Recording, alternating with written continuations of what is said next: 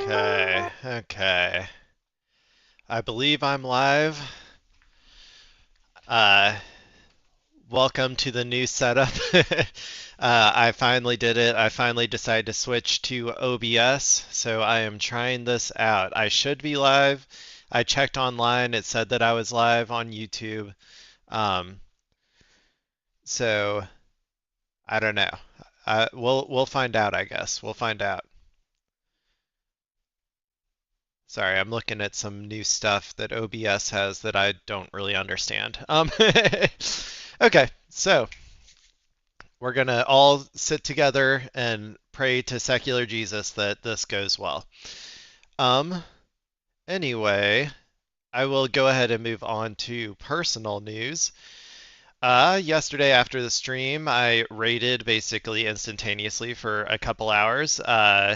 We actually got all the way to the final boss and got him down to 2%, so I'm kind of expecting us to actually finish it on normal today. I did okay. Not incredibly good, but I don't know, not bad. I was kind of middle of the pack, I guess, in terms of DPS. I play uh, mostly Demonology Warlock, in case people are curious. But let's see. Then after that, just basically went right to bed. I'm an early riser, so that means I gotta be a early bedtime kind of guy. So I did that. Then woke up today. Work. I worked out. I did back and buys. As you can see, I decided to wear a tank top just, to show them off, of course, but also to welcome in, help usher in, hopefully the actual spring and summertime that I have a feeling this one's gonna stick. I live in the Midwest, so it's usually we go through about three different we go through about three different like fake outs per year of like whether we're actually moving on to the next season or not. So I think this one's gonna stick, and I'm putting that energy out there with the tank top. So okay, today we got lots of Iran content. I'm sorry, I don't know if people dislike that, if they like it, I don't really know. Um, but it is like the biggest thing that's going on right now. There's significant escalations yesterday. Um, this video that we're going to start with is another press conference. You might be able to make him out right there. Our favorite alcoholic, you know, like making women uncomfortable, Secretary of War Crimes, Pete Kegsbreath, is about to come up here and I'm sure not be unhinged at all. Um, so we're just gonna watch him. I think this was, when was this published? Streamed live 9 hours ago, it says.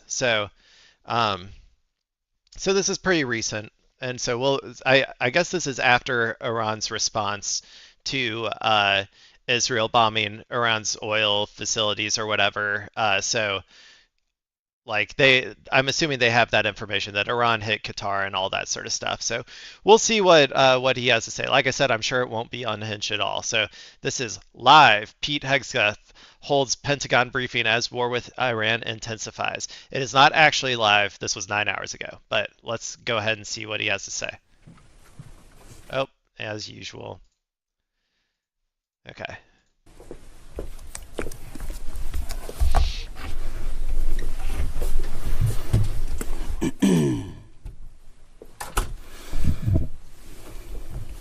Well, good morning. Good morning. Yesterday at Dover Air Force Base, President Trump, the chairman, and I stood in solemn silence as heroes came home. Flag-draped caskets, we honored them. We grieved with their families, and we listened. What I heard through tears, through hugs, through strength, and through unbreakable resolve was the same from family after family. They said, finish this. Okay. Okay. Even maybe they did. I'm not going to say they didn't. Maybe they actually said that. They are grieving. They are in grief. And you shouldn't be like making decisions on how many more people you want to send into the meat grinder and how many more American soldiers you want to kill based on like or you want to go send off to die or whatever based on that. That's a you shouldn't be basing that off of a grieving widows and grieving mothers or whatever because of course they're going to want they don't want it to just be senseless and they don't want it to be like they don't want to just admit their kids died as pawns of like Israel or whatever. Like, yeah, of course they don't want to admit that. But also, I don't even know if that's true as well because these people lie like they breathe. So honor their sacrifice. Do not waver. Do not stop until the job is done. My response, along with that of the president, was simple. Of course, we will finish this. We will honor their sacrifice. How? Their sacrifice only steals our commitment. What does define finish? Like when does that happen? Can you explain the end game, please? I wear this bracelet. Staff Sergeant Jorge Oliveira. He was one of my sergeants or one of my specialists in Guantanamo Bay. Oh He deployed God. later to Afghanistan where he was killed on 19 October 2011. Killed 10 years after 9/11, 15 years ago. He was one of the 1%, the best of America. Not just a guardsman, but a law enforcement officer back home and a family man. I remember him every day, just like so many other men and women of our generation and previous generations who wear bracelets like this. If you cared, if you actually cared, you wouldn't just keep making the same fucking mistakes over and over again, sending all these people to go die over and over again. We live in fucking purgatory. They always like. You need to learn from your mistakes and stop doing this. And you can't say that you care for these people if you're just going to send them into a meat grinder with no strategic objectives and no way to achieve those strategic objectives. Like, I still don't understand when they're going, like, what they're going to declare as victory. I don't get it. I really don't. I literally do not understand what they're trying to say is like the like when we will be done. They haven't outlined what that's supposed to look like. So like this literally just like at least in previous wars they pretended like they gave some sort of like goals that they were trying to achieve. This one is like we're just going to obliterate them until they can't pose a threat anymore. It's like that's not specific. That just means you're just going to keep going until you decide you're like I don't know. Whatever. Just as we will always remember those Already pissed off, lost of course. in this conflict. Classic. Their names are now etched into our mission and into the soul of a grateful nation. I stand here today speaking to you, the American people, not through filters, not through reporters, not You could use a filter if you know what I'm saying. through cable news spin. A dishonest and anti-Trump press will stop at nothing. We know this at this point. Great To sign. downplay- Great sign that everything's going well. Attacking the media and saying they're all lying about how terrible it is.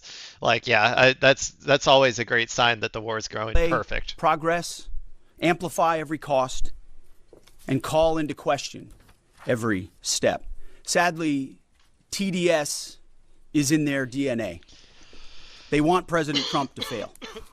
But I've said this before, but the media wants them to succeed, actually. The media is very much on their side for wanting us to go to war with Iran and wanting this whole operation like to succeed and like destabilizing or destroying Iran. Like they are on his side. It's just like they put the bare minimum out there that they are like trying to make themselves seem like they're objective, and even that is like too much for them. I would love it. I would love if the FCC or whatever just starts like banning news like news organizations or whatever. Not I mean I guess I wouldn't love it because they do some good reporting, but but it just kind of I think it would go to show that the more that you capitulate to these people does not make you safer or whatever. They need to realize that the news organizations do. I mean, you, the American people, know better. Yes, there are reporters in front of me, but they are not our audience today. It's you, the good, decent, patriotic American people. You, the hardworking, the one true patriot, tax-paying, technically God-fearing American patriots. Hey. The media here, not all of it, but much of it wants you to think, just 19 days into this conflict, that we're somehow spinning toward an endless abyss or a forever war It sure or a feels that quagmire. way. Nothing could be further from the truth. I don't buy it. I don't buy it. You always say that, and I just don't buy it because, okay, when's it going to end? Under what conditions is it going to end? Tell me. Hear it from me, one of hundreds of thousands who fought in Iraq and Afghanistan, who watched previous foolish politicians like Bush, Obama, and Biden squander American credibility. This is not those wars. Sure feels like it. President Trump knows better. Epic Fury is different. Epic It's Fortnite. laser focused. It's decisive. Our objectives, given directly from our America First president, remain exactly what they were on day one. Okay, These tell are me. not the media's objectives. Tell me what the not objectives are. Iran's objectives, not new objectives, Let's hear our 'em. objectives. Unchanged Ooh, that sounded like a slur. On target. He slurred his voice a little there. and on plan. Destroy missiles, launchers, Okay, and okay. Iran's defense industrial base so they cannot rebuild. Destroy their Well, that's impossible. That last part's impossible. That's just impossible. So they're going to be able to rebuild. They're still, I think, producing missiles and drones as we speak right now. Like Navy, and Iran never gets a nuclear weapon. they destroyed the Navy. Iran didn't want a nuclear weapon, but now they do. So, or now they probably will. So all of those. Okay, the first one was impossible. The second one, good for you. You got the most notorious navy that has ever existed on the high seas, Iran. They're like, yeah, okay, congrats. And then number three, I already forgot what it was, but the never gain a nuke. Yeah, they're probably going to go for a nuke now. So that one's not going to happen. That one's kind of backwards. You did the opposite of what you should do if you wanted that to happen. So again, I don't know how you when are you going to declare victory? If you're going to keep bombing their missile sites indefinitely, that still feels like a forever war. Our objectives from day one. To the patriotic members of the press, nobody can deliver perfection in wartime. This building knows that more than anyone. But report the reality. We're winning decisively. No, report your reality. Report my reality is what he means. And on our terms. Iran is a vast country, and just like Hamas and their tunnels, they've poured any aid, any economic development, humanitarian aid into tunnels and rockets. That's what they did with Hamas. Good Iran strategy. has funneled decades of state resources, not to their people, but into missiles and drones Hey, and proxies It's paying off right now. and buried facilities. But we are hunting them down. Yeah, because if they hadn't done that, if they hadn't poured all that money into these defenses, then like we would have done this a long time ago. Like the only reason we didn't do this like 10, 20 years ago is because yeah, they were spending all of their money on on a defense industry that would then be able to protect them or project power in the case of this exact situation. Methodically, ruthlessly, and overwhelmingly, like no other military in the world can do. And the results speak for themselves. Today, They do. They really do. I think an F-35 was recently downed, by the shitty ass Iranian like air defenses or whatever, which I thought we had air superiority. That does speak for itself. That really does. struck over 7,000 targets across Iran and its military infrastructure. Congrats. That is not incremental. That is overwhelming force applied with precision. And again today, Then why are the amount of missiles that they're shooting going up right now? Like why are the amount of missiles they're shooting going up? Like they want to live in an alternate reality. Iran missile strike rate over time. Let's see if we can find an image. Here, this is the one that I saw earlier. If I can pull it up. Oh, look, it's an X, the Everything app.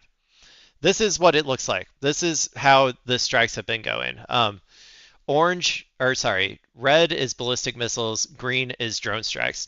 You'll see that, yeah, it started off really high, fire and fury, right? It start off with all your drones or whatever, or like to make a big impact. Then it went down pretty high, and over the past week or week and a half or so, it's been slowly ticking up. The drone strikes, not the missile strikes. So clearly, if our goal is to make this thing keep going down, then we're failing. We just are. Objectively, we're failing. If that's one of the goals, which he said it was, then we're failing. Will be the largest strike package yet, just like yesterday was. As I've said from day one, our capabilities continue to build. Iran's continue to degrade. Not from that graph. And striking death and destruction from above. Iran's air defenses flattened. Ooh. I don't know if that was before the F-35 went down or after, but clearly not. Clearly, their air defenses are still at least somewhat working. And I thought that their air defenses kind of sucked, to be honest. I thought they were pretty shitty. So the fact that they got an F-35 at all is like insane. Iran's defense industrial base, the factories, the production lines that feed their missile and drone programs being overwhelmingly destroyed. Mm-hmm. We've hit hundreds of their defense industrial bases directly. Their ability to manufacture new ballistic missiles has probably taken the hardest hit of all. Ballistic missile attacks against our forces, down 90% since the start of the conflict. Same with one-way attack UAVs. Think kamikaze drones, down 90%. Now, the Iranians will still shoot, we know that, but they would shoot a lot more if they could, but they can't. But here's the thing. I keep saying it's impossible to get that number down to zero. So when are you going to say that you've achieved your goal? That you can't, like, is it going to be when they're shooting like 10 a day, 5 a day, like 8 a day? Like, I don't understand the difference between now and some future state in terms of your strategic objectives that you laid out at the beginning. The last job anyone in the world wants right now? Senior leader for the IRGC, or Besiege. Temp jobs. All of them. Dude, they're so fucking lame. And to borrow a page from Admiral Ernest King in World War II, we've decided to share the ocean with Iran. We've given them the bottom half. What? We've damaged... God, they're so lame. I can't take it. I hate how lame they are. This is the face. This is the face of American imperial decline right here. This face is like, when people look back in history, they will look back at this face and be like, this is the person. This is the person who made us look weaker than we ever have, who completely destroyed American force projection across the world, who like nobody ever took seriously. Like, it's literally like a fucking SNL skit, dude. Bargain bin Andy Richter over here. Just sunk over 120 of their Navy ships, with battle damage assessments pending for many more. See, oftentimes we have to wait a few days on battle damage assessment to get the real number. Their surface fleet is no longer a factor. Their submarines, they once had 11, are gone. Their military ports are crippled. Who cares? Iran has terrorized. The reason that I keep saying who cares about their Navy is because they're not known for their Navy. Their Navy isn't the thing that they're known for. And like, I don't think that they're...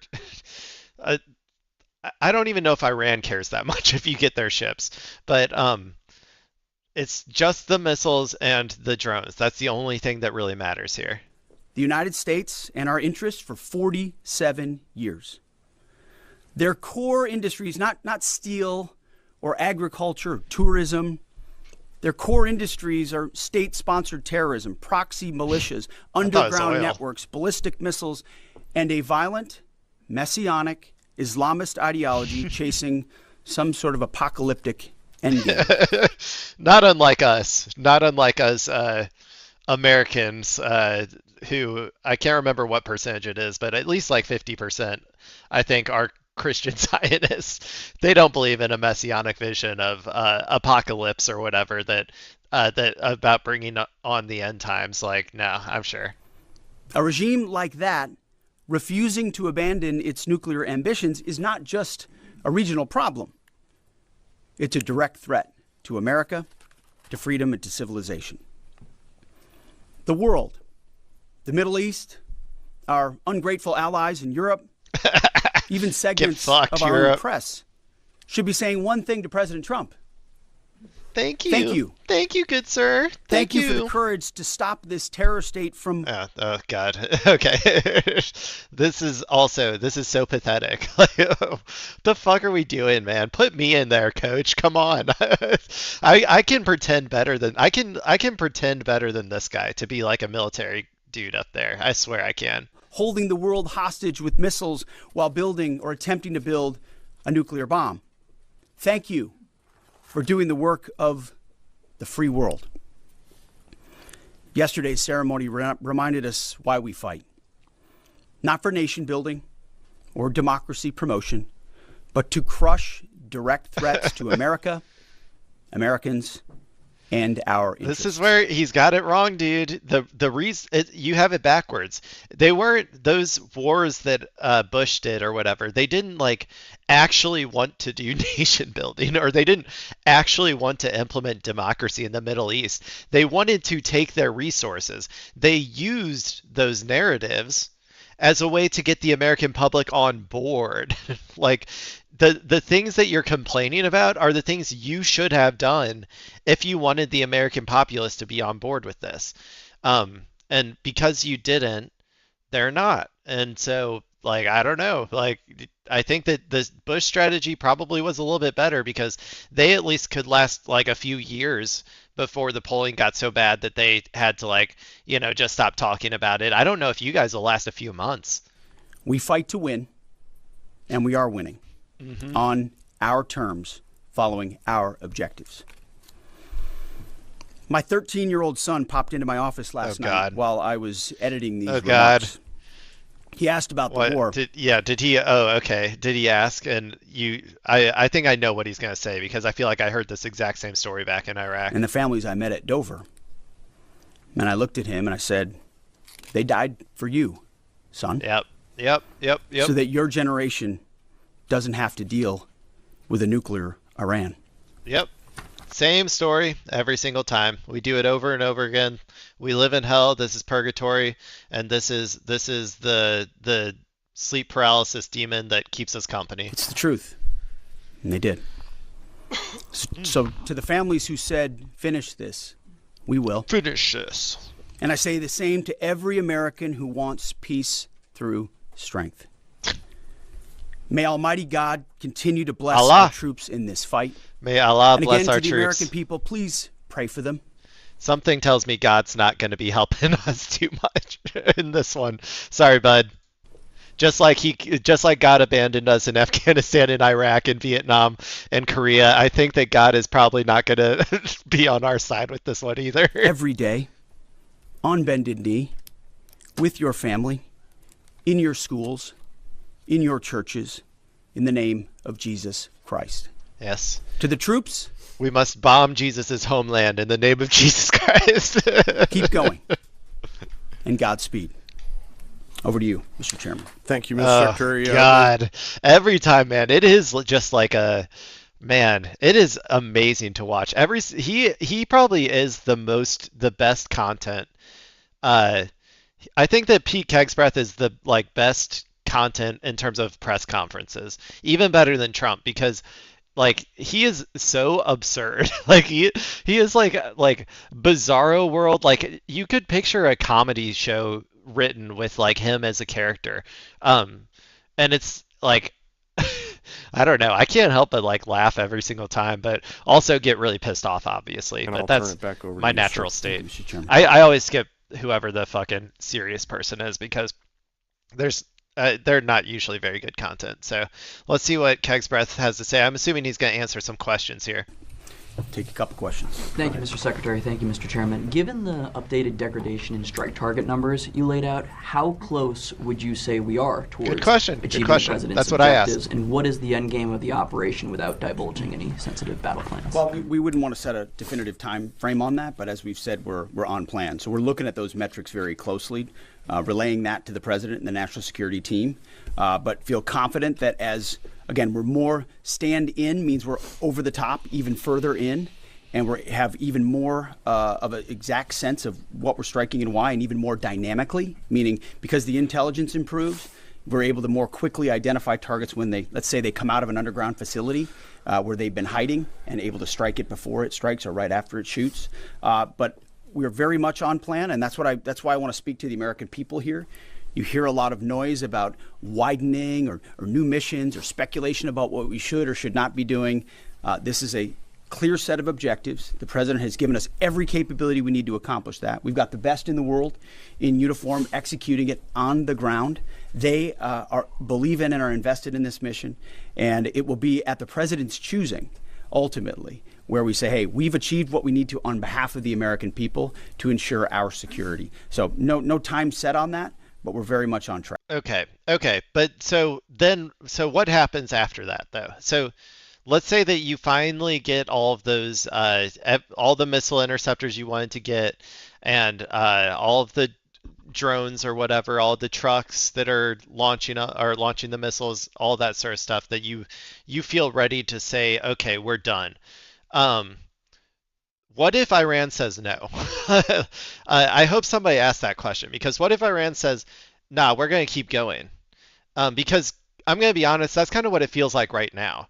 It feels like you guys are ready to say we're done, but Iran is saying, nah, we're going to keep going. And the reporting is that Iran hasn't even like reached out for any sort of like talks with these people. And also, there's also been reporting that we have been reaching out to Iran for like trying to get in communication to find some sort of like ceasefire deal.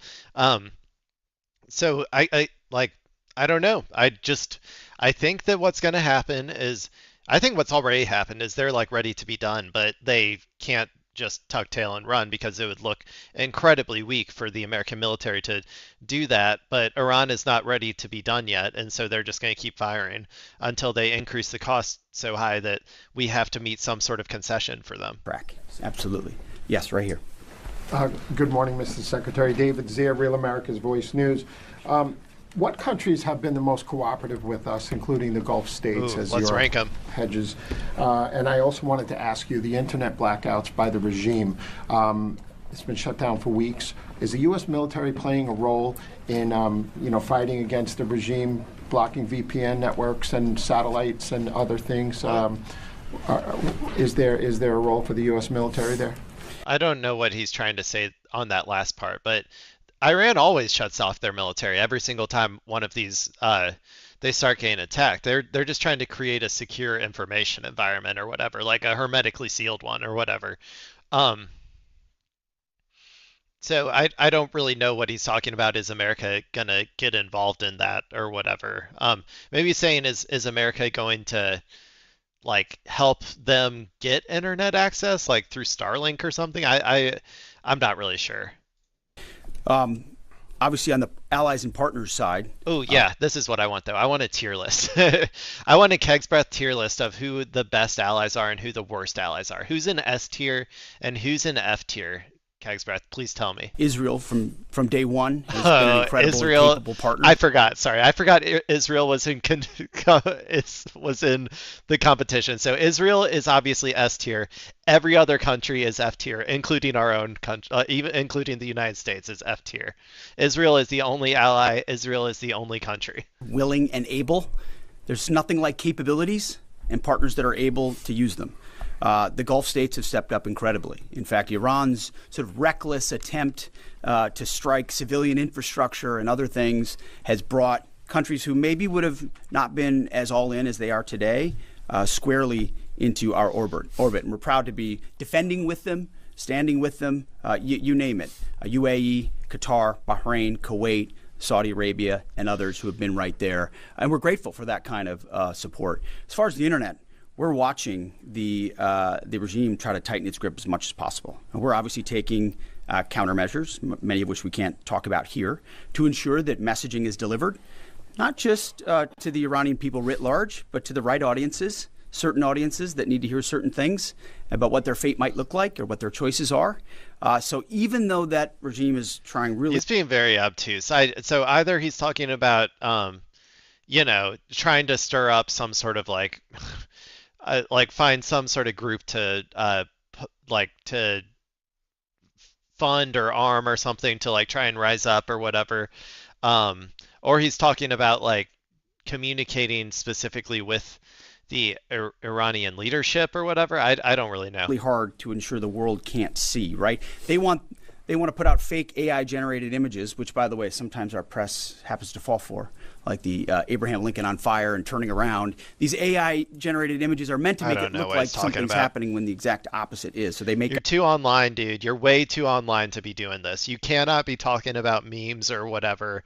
Like you can't be like posting videos of like, I don't know, Call of Duty and shit. Like they're way too online. You're so unserious. Nobody thinks you're serious, dude. Up fake reports and fake images to lie to their own people to try to make it. But even then, their own people can barely receive a lot of those messages and communicate because of the blackout that they've imposed upon them. But we work around that for sure. Thank you, Mr. Secretary. General, overnight, Iran launched missiles across the Gulf. They managed to hit the Saudi oil refinery on the Red Sea. What does it mean that they have that capability now, 3 weeks into the war? And Mr. Secretary, you mentioned civilian infrastructure. Iran seems to be treating U.S. diplomatic outposts, embassies, consulates like they are legitimate hard targets in the region now. What is the Pentagon doing to, I guess, secure those assets, stop those attacks? Absolutely. Thanks for the question on the missile strikes. You know, as we said and have always said clearly, they came into this fight with a lot of weapons. This is why we continue to be as aggressive and assertive as we can against their ballistic missile capability, both their medium-range ballistic missile capability and their short-range missile capability. So we are continuing to hunt and find them and kill them, and we will continue to do so. So they still retain some capability. And we have layered defenses throughout the region that will allow us to protect those. And we're working with our partners across the Gulf region to help them improve any defensive capabilities that they may need. To that point, Iran's been getting that's a kind of weird thing to say, I guess, because Iran has been getting more and more through as a percentage of what they're shooting.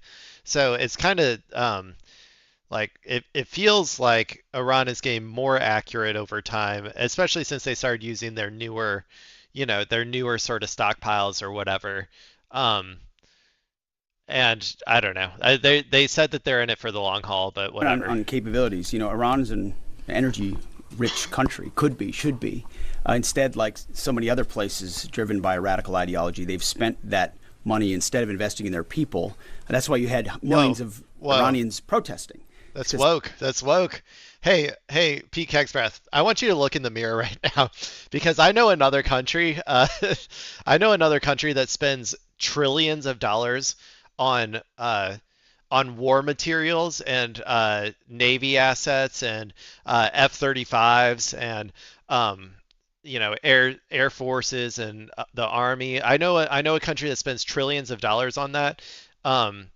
And doesn't spend any fucking money at all on the people that live there. And like I said, just look in the mirror. Like America does not spend a single, like all of that money would be better spent on the American people. And that's one of the reasons that people voted for Trump. That's literally one of the reasons that they voted for him. And so like the hypocrisy here, like I know hypocrisy doesn't matter or whatever, but like that you would just like say all this shit about Iran while also waging an incredibly unpopular war where people want all of that money to be spent here at home is like insane to me. They felt like their quality of life didn't match what it could be or should be. And what was the Iranian state? There's a reason we call Iran the #1 state sponsor of terrorism, because they took the money they make and they invest it in tunnels. And they invested in missiles, and they invested in launchers and UAVs, and we are destroying and degrading that in historic proportions. But it doesn't mean they won't still have some and try to hold people at issue, which is why we're fighting every single day to continue to compel. And you mentioned embassies and consulates. Unlike previous administrations, we are doubling and tripling down on ensuring that our people, regardless of their Department of War, Department of State, whatever they do, are secure in those facilities. And the best defense is a good offense. And so we're not afraid to go after and kill anybody, and we have a lot of them, attempting to target our diplomatic facilities. Iran, we're not surprised that they would indiscriminately target, and we're still seeing that. But Jerry. Okay. I I guess I got nothing to say on that one. As part of the justification for the war against Iran, the White House has laid out in fairly comprehensive fashion the Iranian regime's 47 years of terrorism aimed at the U.S., including pointing to the IRGC's provision of weapons and EFPs to help kill Americans in Iraq. The Pentagon in 2019 assessed Iran was responsible for the deaths of at least 603 service members in Iraq, but there hasn't been a similar public accounting by Iran's role helping the Taliban in Afghanistan. Oh my God. And that also hasn't been part of the White House's public argument. I was wondering if you could... Oh my God. Okay. Supporting a country like that is at war is not like they are not responsible for those deaths. Like that's like saying America is responsible for every Russian death that has occurred in the Ukraine or whatever. Like and therefore Russia has like a right to, start like launching firebombs at like America. Or like firebombing America. Like that's just not how it works, man. Speak to Iran's role in This is a stupid helping question. This is a stupid question. I'm sorry. I'm gonna move on. Give me another another question. Oh my God, do they keep talking? Sorry. Not who's right, and to be clinical around the way we look at lessons learned, because we owe it to the force to do that. Thanks for that question. Absolutely. Brown jacket at the back. Thank you, Mr. Secretary. Jonathan Dre with Roca Politics. As you said, at the end of this war, Iran will be without a missile or drone capability, a navy, or the ability to make Not a nuclear single weapons. drone. Since the largest threat and sponsor of terror in the region will be incapacitated, are there plans to move assets and troops out of the Middle East? I guess in a perfect world, a year after the war has ended, what does the This little spring chicken, he doesn't get it. He doesn't get it. No, there's going to be more troops and more bases in the Middle East after this. Like if we actually did get rid of like degrade Iran that much or whatever, there would be even more people in the Middle East. Like that's so funny that he thought we would actually take our troops back like out of the Middle East if we actually like accomplished some no. military presence in the Middle East look like compared to before the war? Well, I appreciate the question. I do think when you address a real threat head on, it creates new options on the other side, right? I think what President Trump refuses to do, which too often this town does, is just sit in the status quo. Oh, nobody can do about that. They've got too much capability. That's true. What if this happens? What if that happens? He instead says, what's in the interest of the American people? It's going to take some courage. It's going to take some capabilities. We're going to have to not this. gather some forces there in order to do it. We're not going to tell people how many or how long or what we're willing to do or what we're not willing to do. No, but if you do that, okay, but no administration has ever done that. That's just normal like BS-ery that happens like during any war. And do that decisively. Then out the other end is a recognition that it opens the aperture of what's possible. I mean, President Trump did the opening the aperture at the other end is making me think of something else. Did the same thing in creating an opportunity for the Abraham Accords. Now you've got a situation where a lot of those countries are coming alongside us, recognizing the threat of Iran. So I think our posture in the future will be based first and foremost on our own national security, power projection, the ability to defend our people and our interests. But no doubt, working alongside our partners. Okay. The president. So does anybody remember how the Abraham Accords were like Saudi Arabia was going to normalize with Israel or whatever? Do you guys remember that? That was pre-October 7th. That was a big deal. It was probably actually going to happen. And then October 7th happened. And then throughout the entire like genocide in Gaza, these people kept saying, like kept leaking stuff to the media about how, oh yeah, actually Saudi Arabia is really ready. Like as soon as this war, as soon as it's over, like Saudi Arabia is gonna join the Abraham Accords. And now they're doing the same shit here. And the thing is, they're all like, ever since these conflicts have started, which all of this is kind of a continuation from October 7th or whatever, they're all further and further away from the Abraham Accords than they have ever been. Most of them understand, even the leadership kind of understands that Israel and America are the main forces that are destabilizing the region.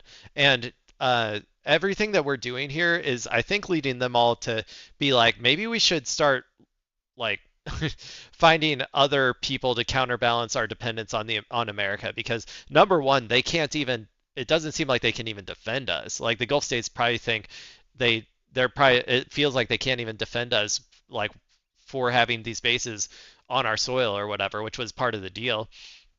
But then also, like, there's like they have to understand Israel's belligerence at this point. That Israel's not going to just stop.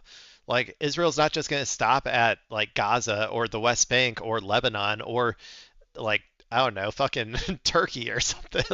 Like they're just going to keep on going, or Jordan, or like they're just going to keep on going until they are stopped. And so uh like I really think it would, I doubt that anything's going to happen with the Abraham Accords at this time. I think those are like, those are in the dustbin of history. Like that doesn't, Abraham who? Like seriously. The president will look at what makes the most sense going forward. I appreciate that question. Yes, right here. War crime, is that the policy of the U.S. military now? I didn't. Thank you, Secretary Nexa. Two questions. He heard war crimes? Not you. You. Good for you. The Vice President has often emphasized that the goal of this war is to denuclearize Iran while also avoiding a larger quagmire. I know that you touched on this. I'd like you to expand on how do you do that? How do you denuclearize the country while also avoiding this, forever war? And then there was a report last night that the Pentagon asked the White House for $200 billion for Iran war supplemental. Can you confirm this? This is what I wanted to hear. Can you explain? 200 billion with a B. 200 billion. That's like our, like, I don't know, like entire public transit system that we just wasted in like 3 weeks. Why a package this large is necessary? Well, first of all, none of this would have been possible without Midnight Hammer, without that audacious mission with very clear goals that did obliterate their ability to enrich and the capabilities they have in those facilities. So it created the conditions for Iran to step forward and say, okay, you can reach out and touch us like that in our nuclear ambitions. You can see that we're still trying to do this. Let's make a deal. And reach out and touch us should not be in your vocabulary. And President Trump put our two best folks on it, Steve and Jared, and they worked diligently, earnestly. I watched it to try to pursue that deal. And ultimately, I think the whole time Iran sort of said, well, we'll talk as we build more missiles and as we build more UAVs and we create this conventional umbrella so that if we chose to, we could try to reconstitute the program. And sort of naively thinking that President Trump wouldn't do something about it. And that's why, as Secretary Rubio has said, and I've said, it's the conventional umbrella that was growing and growing. They're so condescending. And they're just talking about normal-ass deterrence. Like, I don't understand. This is like a normal part of a country's sovereignty is building deterrence. Like I don't know. That's growing and growing. A stupid argument. That was meant to protect that nuclear capability. So you had to address both what happened with Midnight Hammer and what happened with that as well. As far as $200 billion, I think that... Also, I've said it before and I've said it again, we're not going to have peace in the Middle East until Iran gets a nuclear bomb. And once Iran has a nuclear bomb, we will finally have peace in the Middle East. Number could move, obviously. It takes money to kill bad guys. So we're going back to Congress and our folks there to ensure that we're properly funded for what's been done, for what we may have to do in the future, ensure that our ammunition everything's refilled, and not just refilled, but above and beyond. I mean, President Trump, as he said, rebuilt the military in his first term, didn't think he'd use it as dynamically in his second, but he had. So thank goodness he did that. And an investment like this is meant to say, hey, we'll replace anything that was spent. And now that we're reviving our defense industrial base and rebuilding the arsenal of freedom and cutting deals like our great deputy secretaries here is doing, long lead times on exquisite munitions, we're going to be refilled faster than anyone imagined. And I think, we're also still dealing. America is not able to produce jack shit, dude. I'm sorry. There's literally no way that they're going to be able to refill these stockpiles within, like, I'd say within the next like 5 years. Like it's going to take at least 5 years, maybe 10 years to try and get our stockpiles of missile interceptors and stuff back up to where they were. And that's assuming that we're not in a forever war that is constantly draining them into the indefinite future. At which point we'll just be, at zero eventually. With Because God knows we're going to send every missile interceptor we have over to Israel, and we're not going to keep any for ourselves. Environment that Joe Biden created. Which was depleting those stockholds and not sending them to our own military, but to Ukraine. Which is every time we reach back and look at any sort of a challenge we have. This is funny though, because it's like they send them all to Ukraine and then they just go and grab them from Ukraine and move them over to Israel. So like it's kind of not that much of a difference if you think of it from America's perspective. Either way, they're being just like, used at an atrocious rate. It's just which war do you want to support? The classic question of an overextended empire. Which war do you support? Back to send it to Ukraine. Ultimately, we think this should be these munitions are better spent in our own interests at this point. Better spent on Israel. And this kind of funding bill is going to ensure that we're properly funded going forward. Okay, 200 billion. Fuck you. Stop taking my goddamn tax dollars. If a single Democrat votes for this shit, I will literally go. I won't say what I'll do actually, but I'll hope that something bad happens to him. So, okay, that's I think Keg's Breath. That was a pretty long one. I didn't actually expect to watch that much of it, but it was pretty. I feel like we got a lot of good information from it. Not necessarily from him, but like we got to talk about a lot of the main things that are happening. Let's see. And to talk more. We're going to go now over to those worthless EU allies, F-tier allies. Only ally is Israel. These fucking bozos over in the EU need to start pulling their weight. So we're going to go over to France 24 and see what the Europe's perspective is on some of this stuff. So this is disaster. Attacks on gas infrastructure in Iran and Qatar may set us back several years. About this story, live on the line with me is Adi Imsirovic. He's a lecturer in energy systems at the University of Oxford in the United Kingdom. He joins us today from there. Hello to you and thank you for speaking to France 24. Thanks for having me. Look, from an energy perspective, just help us understand why these attacks on gas infrastructure in Iran and in Qatar, as well as elsewhere in the Gulf, are such a big deal. Well, quite frankly, to put it mildly, it's a bit of a disaster. I think it's important to say also that even though this the war in Iran was seen as an existential war for Iran, there was an unwritten rule that the infrastructure, energy infrastructure, especially the important key infrastructure, would not be attacked. And both sides, I think, for a while, abstained from that until yesterday, Israel actually bombed the South Pars. Oops. Now, the problem with gas is it's difficult to store. The second thing is it's highly flammable, highly explosive. Yeah, and what happened, just to give you an example, in 2020, there was a fire in a processing plant in Norway. It took 1.5 years to repair it. So any damage in the gas infrastructure that's serious, like it is right now in Qatar, may set us back several years before, even if the Strait of Hormuz is opened, can be exported back into the markets. So the impact is immediate and it's very, very long lasting. And it's really bad news unless it totally de-escalates very, very soon. And you say, look, the impact. Well, it's already fucked. The amount of damage that was done, I think Qatar said it would take, 3 years or so to repair it. So, and that's like 20%, I think, of the exports from there, from that strait. So, which, like, I can't remember. That strait is like 25% of all global exports of oil. So, it's like a 20% of 25% of the total oil market is essentially going to be taken out for the next 5 years, which is pretty significant. but it'll also just like keep going up. And also the European Union like depends incredibly highly on particularly that strait. So they're already in an energy crunch. So they're going to be, for at least the next 5 years, they're probably going to be screwed. And that's assuming that it ended today, which it probably won't. We might be, it might be like 5 years before this war is even over. So, like, we'll see. Is immediate. We've been reporting that countries in Asia are particularly dependent on gas, but oil as well from this region. In what way is that impact already being felt? Well, some refineries already, now let's move a little bit to oil. Some refineries already cutting runs.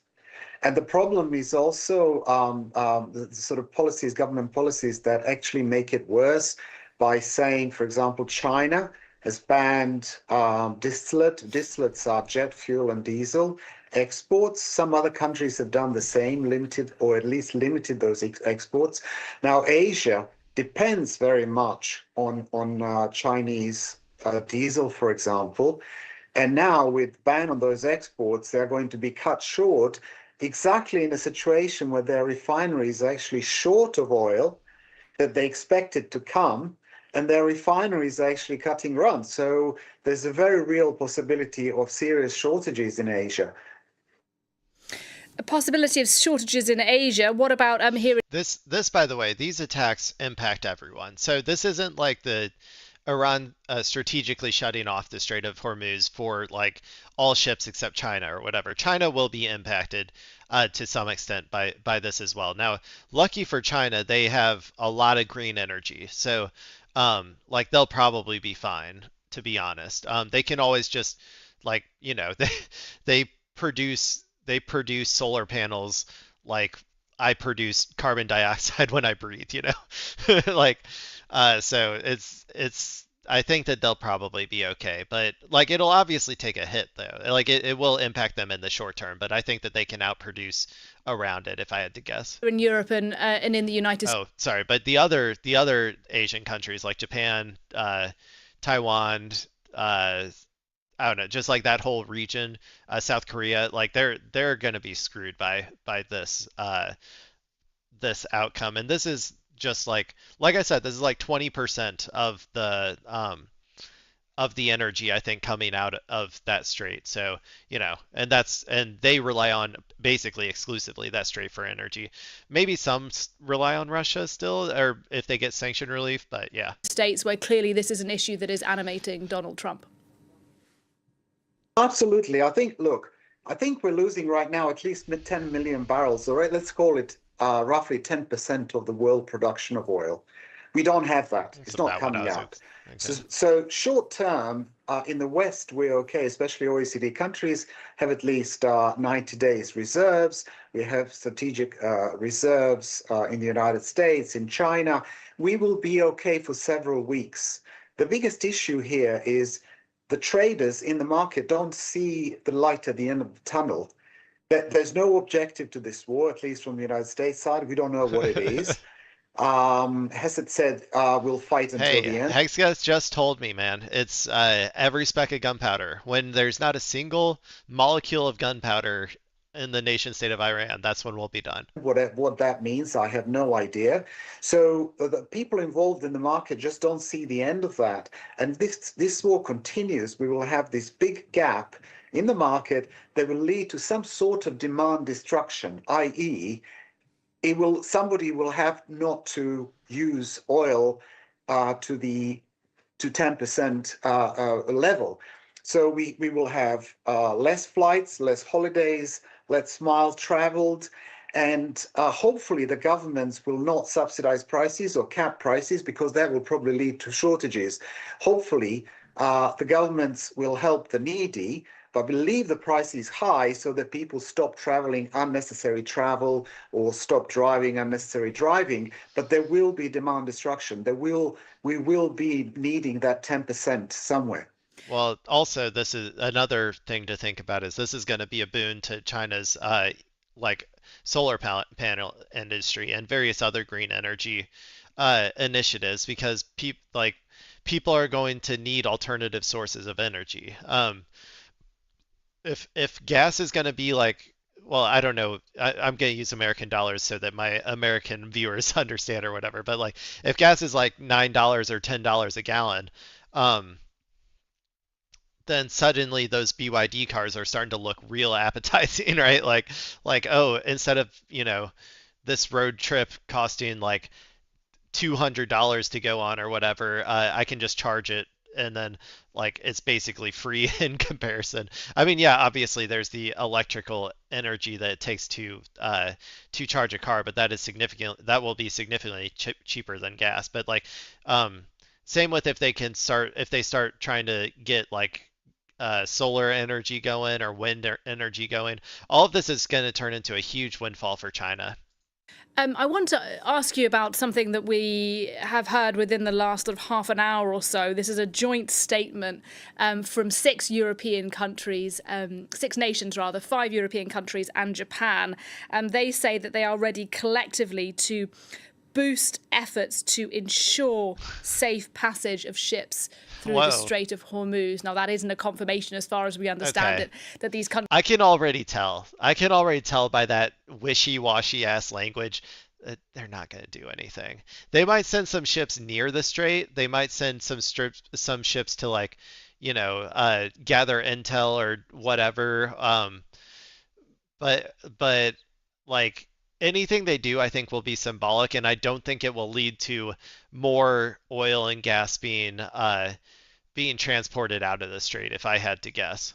Countries are going to send the ships themselves, but they're talking about trying to help out in one way or another. Do you think that will go some way to calming the oil markets that, of course, we've seen such turbulence on over the past few weeks? Also, if they did even if they did all send ships to start escorting them or whatever, Iran would just blow them up. And then it's like, it's not going to actually increase oil production if people are still going to be scared to go through it, whether like, like if Iran is blowing up everything around the strait versus, or like blowing up the ships like that aren't Chinese flagged or whatever, or if they're just blowing up the naval escort ships or whatever. Like either way, I don't think that most oil tankers are going to start like suddenly going through there.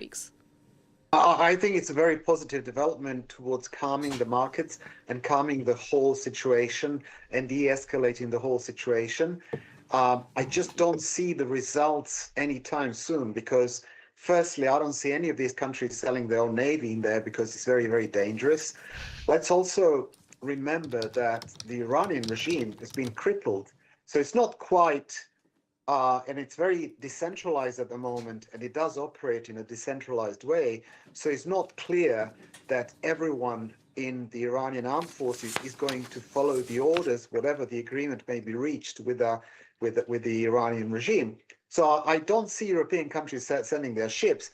I think they will probably thinking more in terms of negotiations, de-escalation, possibly some sort of information sharing, possibly some help with the provision of war insurance or something like that. We haven't seen the details yet. Yeah, exactly. No, we haven't seen the... And also, that's basically what I said. But also, just the language is so wishy-washy. It makes it very clear to me that they're not going to actually do like naval escort missions. Detail yet, and we haven't seen the detail of something else. Forgive me for asking you things that are developed. If you want to know what I actually think, I think that this whole like this thing where they're saying they're going to do this is literally just to like calm the markets. Like I think that Trump's got together with Taichi or whatever her name is, and maybe a few other people and said, hey, you're going to come out tomorrow and you're going to say we're joining some mission to boost efforts or whatever. And they probably said, well, we're not going to send ships. And he's like, I don't care. Just go out there and say it. And then that'll help bring the oil prices down at least temporarily or whatever. That's kind of what I think happened. Developing live as we're on air, but I do think this is rather interesting. This is from the Treasury Secretary Scott Bessent today, in the United States, that is. He has used the phrase unsanction. He says we may unsanction Iranian oil that's already at sea. He says that's about 140 million barrels. How significant would that be? What kind of impact are we talking about if such oil from Iran is unsanctioned by the United States? Sadly, the current US administration don't seem to know what they're doing. They don't seem to have any experts to advise them. It's hilarious, to be honest with you. If it wasn't That's this why I'm tragic, laughing. it would be very funny. Because to unsanction Oh, it is very funny. Iran, It's very funny. Things can be both.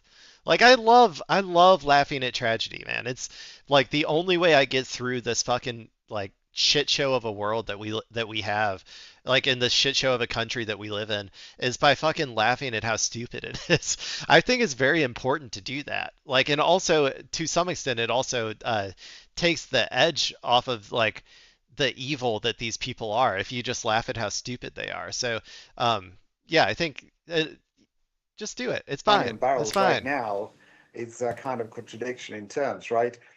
Those barrels were on the water and they were going most likely to China anyway, because China did not particularly subscribe to, especially independent refiners in China, were the main buyers of the Iranian barrels. And prior to this conflict, most of those barrels were going to China anyway. So they were going to China anyway. By unsanctioning these barrels, Iran will probably just be able to reach a higher price with their sellers, because now somebody else can buy those barrels as well, not just China. So they're just basically giving more revenue to Iran, nothing else. Those barrels would have probably got sold anyway. That's funny. That's funny. We, America's incompetence will be its downfall, or at least that's one part of it. Its incompetence and its arrogance will inevitably be its downfall. So, I think that's actually, I didn't know that they were going to cover that last part on that video, so I'm going to skip the next video I had, which I think was going to be Fox News saying basically the same thing. I don't know. Let's watch this one. Okay, who's ready to get regime pilled with Dr. Mohammed Marandi? I am. Let's see. So this, for people unaware, Mohammed Marandi, he is I think, professor at some place in Tehran. He usually comes out and he he runs in the circles of I think, like the upper crust of Iran or whatever, and I think he usually has like some sort of like he goes out and talks to people like from the Iranian perspective of like how they're feeling about the war. I would say usually it's all like a loud messaging from their equivalent of the State Department or whatever. But yeah, let's see what he has to say about the Middle East. This is Mohammed Marandi. Iran will fight until the U.S. is defeated. The Iranians are going to fight this war until they impose a strategic defeat on the United States under Trump and the Israeli regime. They've already murdered Ayatollah Khamenei, and his martyrdom has not changed anything, nor has the martyrdom of the commanders that were martyred alongside him. What I actually think is more important and shows that the Titanic is sinking is the fact that Joe Kent has resigned. And he has basically admitted, as a Trump appointee, that it is the Israeli lobby and the Israeli regime that has imposed this war of aggression. Yeah, I mean, that's true, but he's just like an example or whatever. The majority of Americans already thought that or whatever. So he's just one of the few in the administration who agreed with the majority of Americans, but also was willing to actually step down. And now he's actually being targeted by the FBI for people who are curious, which, I mean, was probably obvious that was going to happen. But all of the people that the Trump administration has been trying to target, the charges end up getting dropped eventually. So he'll probably be fine. Despite the fact that Iran was no threat to the United States. I think that this, in the coming days, is going to make things more difficult for the Trump regime, especially since on the battlefield he's failed. The Iranians are pounding with missiles and drones, the Israeli regime and U.S. assets in the Persian Gulf region. And the Iranians will not allow the United States to control the Strait of Hormuz. You have said that Iran is preparing for a much, much longer conflict, that this could go up to and past the midterm elections, which are scheduled to take place in the United States in November. Yeah, that's what I've been saying too. I don't know if he was the original source of that, but I had been hearing the same thing from the Iranian side. What more can you tell us about that? Well, we have to keep in mind that Iran has prepared itself for this war for 25 years, ever since the United States invaded Afghanistan and Iraq and surrounded Iran and started calling Iran an axis of evil and talking about all options are being on the table. Iran began to develop these underground bases for missiles and drones and develop its own indigenous technology for making drones and missiles. And the factories are underground, and many of the bases are not even touched yet. So the Iranians are fully prepared to continue fighting for a very, very... Well, and that's why I say that they're still producing as we speak. Like, they are still producing drones, they are still producing missiles, and they can outproduce us. America's bloated military industrial complex can produce like 100 missile interceptors a year or something. Like, they can build like thousands of drones per year, even under sanctions and probably even under wartime. Long time. Into next year, in fact. But I think that the United States completely misread the situation. They misread Iran's will. They've misread Iran's capabilities. And now Trump is paying the price. The delusional statements that Trump was making yesterday, I think, and all the inconsistencies and the contradictions in his statements, I think, reflect that. You say that Iran's goal is to deal the United States and Israel a strategic defeat. What are the bottom line conditions that Iran has for there to be a cessation of hostilities? The security of Iran and its regional allies must be something that is recognized. Iran must know, and its allies must no longer feel threatened in the years ahead. When the Israelis carried out their blitzkrieg attack 8-9 months ago, we defeated them, and after 12 days there was a halt in hostility. They wanted the ceasefire, yet they regrouped and they attacked again. We're not going to accept that anymore. President Trump said in the White House yesterday that... yeah, that's probably the best answer. I still wish that they would be a little bit more explicit about Palestine and all this. I know he usually talks about defending the Palestinian people or whatever to some extent. But I would love if like they could add, it might be too much or whatever, but add that as a condition to ending the hostilities, is a complete and total peace with the Palestinian people or whatever for Israel. He was not told by any of his myriad advisors that Iran may adopt a strategy which some called asymmetric warfare and close that vital Strait of Hormuz, through which, as I pointed out earlier, 20% of the world's oil supplies pass. There are other very important commodities that pass through as well, through there as well. Are you surprised that he wasn't told about that? Either he's lying, or it just shows how ignorant and arrogant the political establishment in the United States is. Or how stupid. I think you and I have spoken over the years. I've probably said this repeatedly on your show over the years, and I've said it many, many times, countless times on different programs. And everything that I said turned out to be true. And I'm not a genius. It is clear that this is what Iran was going to do. So either the United States is utterly ignorant, and it has much less intelligence. They've been saying it forever. I think that Trump just didn't think that they would actually go through with it, and because he loves to just gamble. He loves to use America's like power projection or like how big their army is as like a way to just keep on gambling over and over again. He just like never thought anybody like that strategy would ever fail, when the truth is that strategy was like inevitably gonna fail. The more you used it, like it kept getting more and more likely to fail, and so this time it just failed. Intelligence than they claim, or they're just lying and they underestimated Iran's capabilities, which is a little bit both. Also a sign of ignorance. No matter how you look at it, it doesn't look good for Trump, U.S. intelligence, or the United States. We've already seen the impact of the closure of the Strait of Hormuz. Oil prices are now over $100 a barrel. We've seen the volatility on stock markets around the world. Now, Iran has added pressure on the United States by declaring that it will allow some supplies, some commodities, including oil, to pass through the strait as long as it is paid for in Chinese yuan. Explain that condition and how it fits into Iran's broader strategy.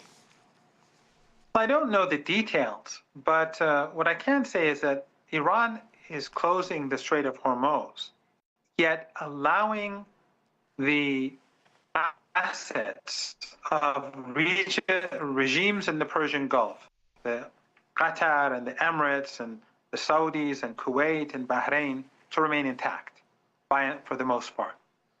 Why? Even though they are fully complicit in this war, those U.S. bases were used on their territory to kill Iranians.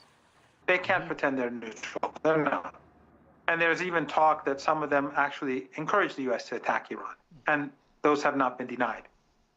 But Iran has kept it close. And I don't think it actually happened. I think that that's some propaganda from America's perspective of saying that Saudi Arabia was like fully on board or whatever. But I don't think that they actually wanted this to happen, because I think that to some extent they knew Iran's capabilities a little bit more than America did. Preserve their assets because Iran does not want the global economy to be destroyed.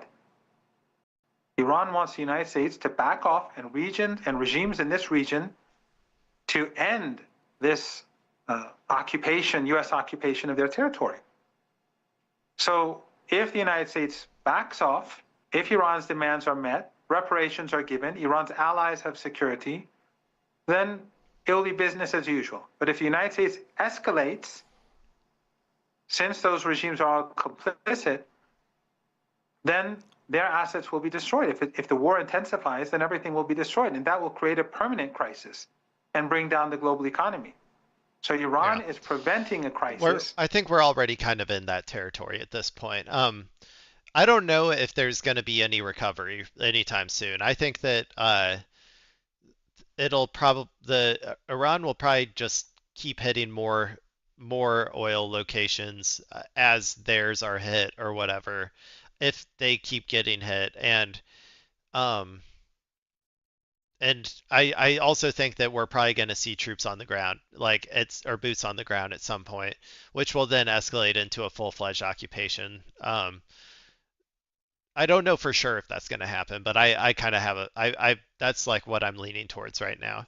By shutting the Strait of Hormuz, to put pressure on the United States and have the international community put pressure on the United States and its regional proxies that are allowing it to attack Iran from their territory, so that this would come to an end.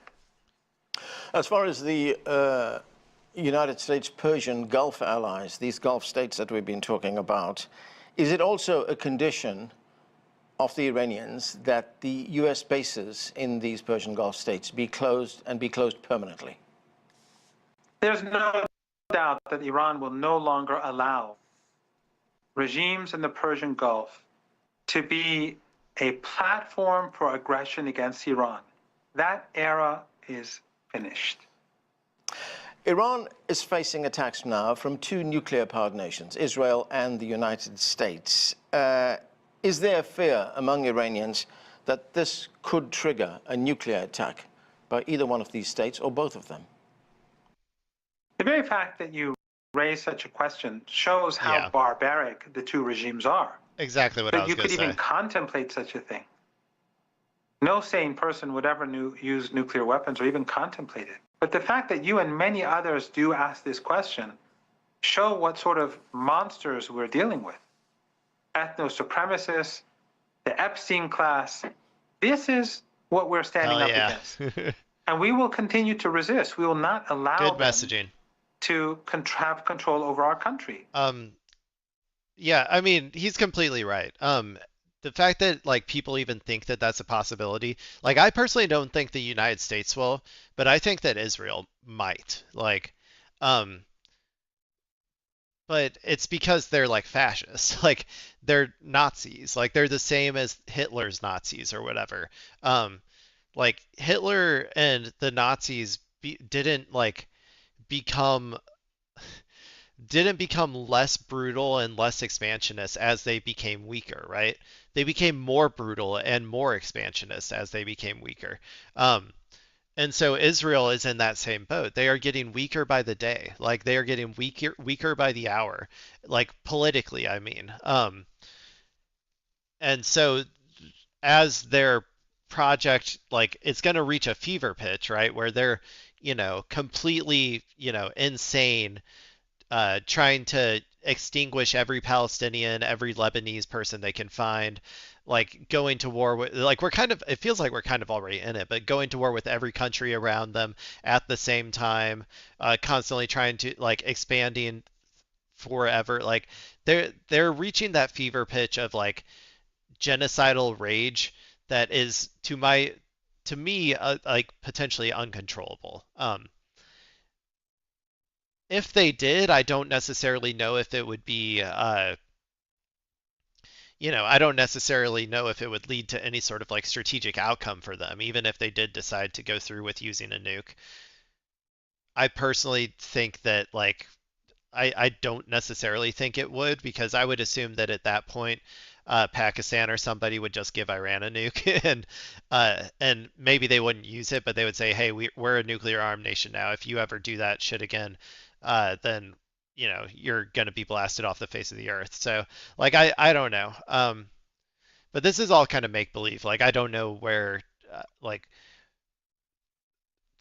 I just think that Israel is the most likely out of these people to actually do it. America, while they are genocidal, they're not in the same sort of like messianic rage that Israel has or whatever. Or to dominate our region. That's over. But yet, the question should be asked, if they do seriously contemplate a nuclear weapon, what would then happen? First of all, Iran, of course, would have to move towards, it would have to change its nuclear policy. But would it only be Iran? Or would countries across the region and across the world come to this conclusion that we all have to have nuclear weapons? Everybody get a nuke. And in the era of AI and the new technologies, nuclear weapons are not that far off to access for any country. So I think that if they seriously contemplate using such weapons. Well, it's also like they don't have to develop it necessarily. You know what I'm saying? Like people seem to think that like if they got nuked or something, that then Iran would have to then go through the entire process of developing a nuke. No, they could just get a nuke from somebody. They could get a nuke from Pakistan. They could get a nuke from China. Like they don't have to like developing it isn't the only way to achieve a nuke. And so but I mean, he's talking about like I've given up, man. Nuclear proliferate, like everybody get a nuke to each nation state, one nuke, have it evenly distributed across everybody, and then maybe nobody will fuck with each other. I don't know. At this point, it seems like the only option to keep the belligerence of America and Israel at bay. They would bring destruction upon themselves. The world will not accept it, but also it will lead to a situation where everyone has nuclear weapons. And then I think that will bring the world to a very, very dangerous place. Looking at the consequences and the impact of this conflict, I want to play you a comment that was made by Tom Fletcher. He is at the United Nations. He's responsible for humanitarian affairs and emergency aid. Let's listen to some of what he had to say. On the Straits of Hormuz, I'm really worried about food costs, energy costs, as you say, fertilizer costs. I'm worried that actually further escalation will damage other supply routes. All of this has a direct impact on our humanitarian supplies, including going to areas of key need in sub-Saharan Africa. So how concerned is Iran that this block of the Strait of Hormuz is going to affect fertilizer shipments as well as oil shipments? And as far as fertilizer shipments are concerned, it will in turn affect food harvests, especially. I'm just going to go use the bathroom real quick. I'm going to let this play, though. In the developing world, in the global south. It is of great concern, and that is why the UN should condemn the United States for this war of aggression. Has it? The UN should condemn the Israeli regime for this war of aggression. Has it done that? The UN should condemn those countries in the region that have allowed the United States to use their bases to murder Iranian children. Yesterday, a 3-day-old boy was murdered in a village. They bombed a village, and his 2-year-old sister died with him.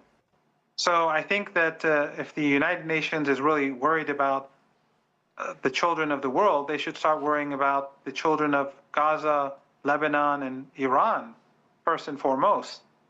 And if they did that, then I think that would help force the United States to back down. And if that happens, then the Strait of Hormuz will go back to normal.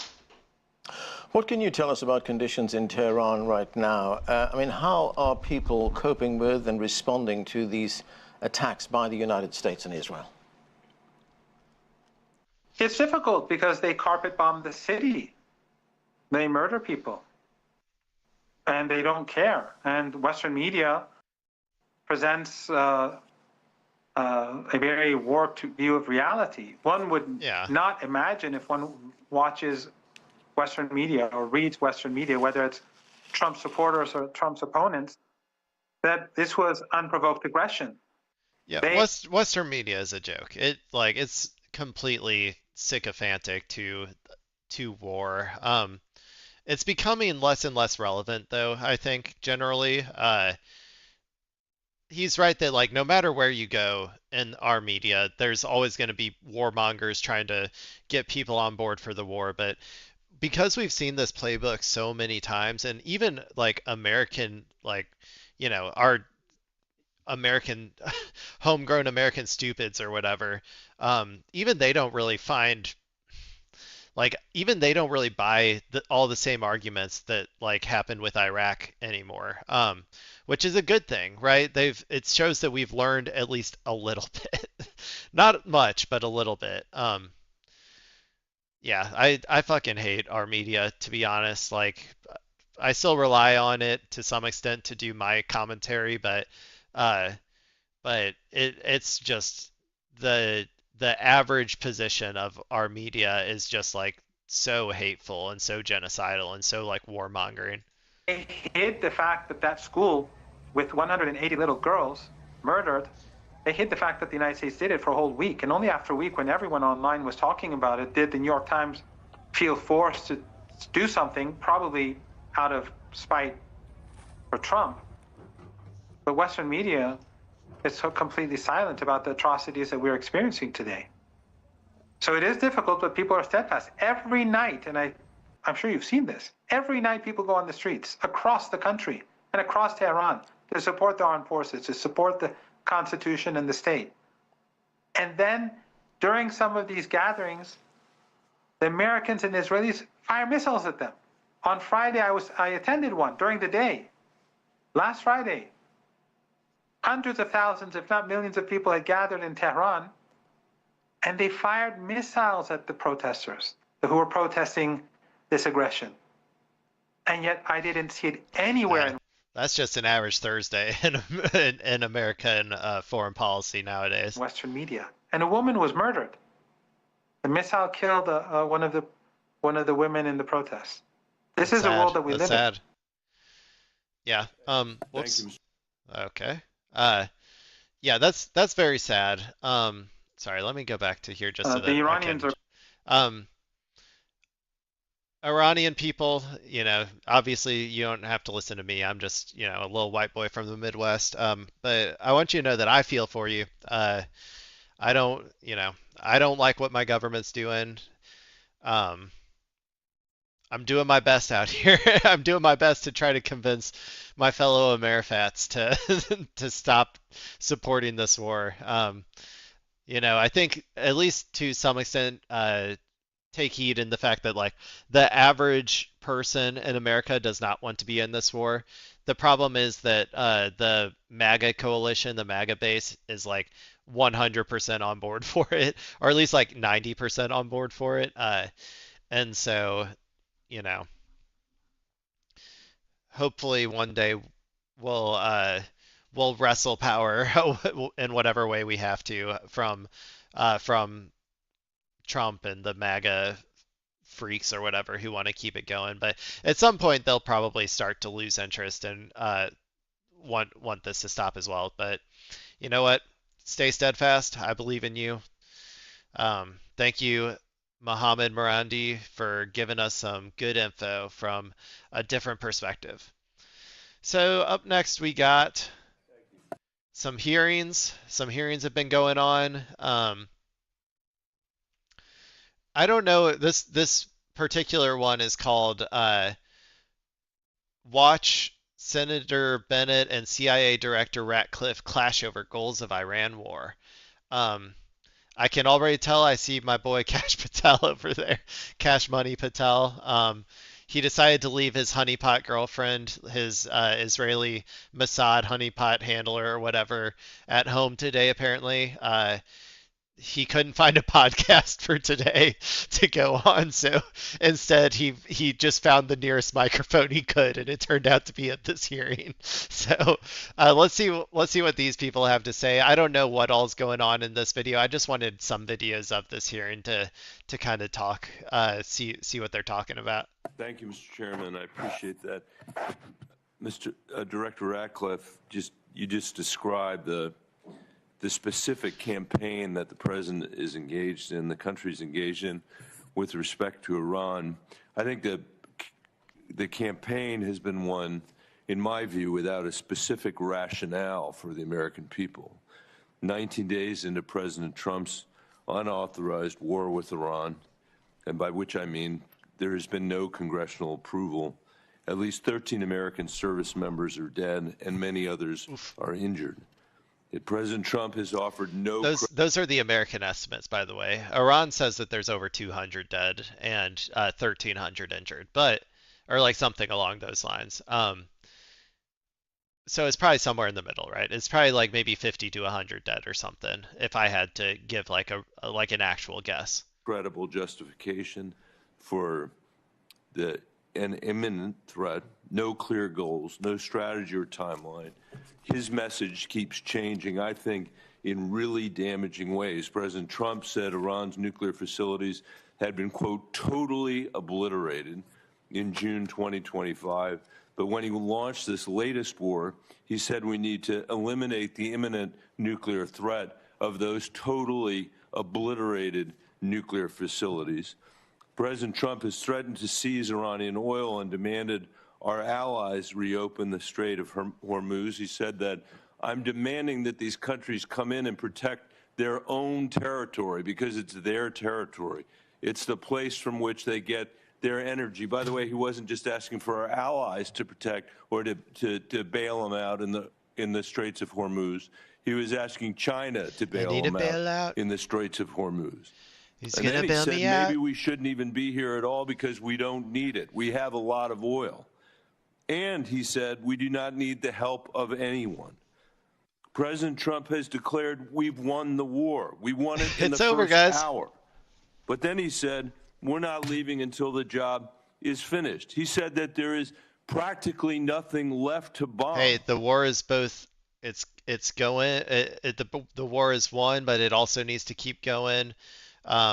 We've blown up everything they have, but we also have to blow up more of what they have. Up is down, truth is lies. I seem to remember a particular book by George Orwell that talks about this sort of doublethink that everyone is necessitated to have, under a complete and total media-controlled environment. But then threatened to bomb Iran again, quote, just for fun. I think words that probably have never come out of a military leader in the history of the United States of America. It shouldn't come out of the mouth of a civilian leader. President Trump said he will end the war when I feel it in my bones. And any time I want to end it, it will end. But, Director, the war is not ending. It is escalating with thousands of U.S. Marines reportedly sailing toward Iran on an unclear mission, a mission that's become less clear over days, not more clear. That's going to be boots on the ground, by the way. That's what I think. I think it's going to be like an assault on Garg Island sort of situation, with maybe trying to get some sort of beach outpost or something on the mainland of Iran. I think it's going to go terribly. I think it's going to be a shit show, but we'll see. We'll see what happens. Our airstrikes wiped out Iran's missiles and supreme leader. Nobody here, and certainly me, is shedding a tear for him. God, but the Iranian people now terrible messaging. Stop doing this. You don't have to do this. You don't have to, like. It just makes you look weak. It makes you look like you're like butthurt or something. Like you didn't get to kill him yourself. Like that's a stupid way to message. Stop doing this shit. Under martial law, and by the way, no surprise to our intelligence agencies that that's the case. And the first of a puppet leader who's chosen by the IRGC. No surprise that to anybody on the Intelligence Committee.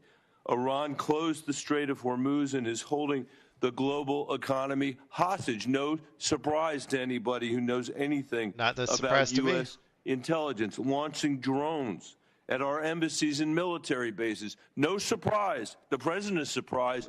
Nobody who has looked at our intelligence is surprised. Iran's nuclear program is damaged, to be sure. He's going for those pages, man. He is mad.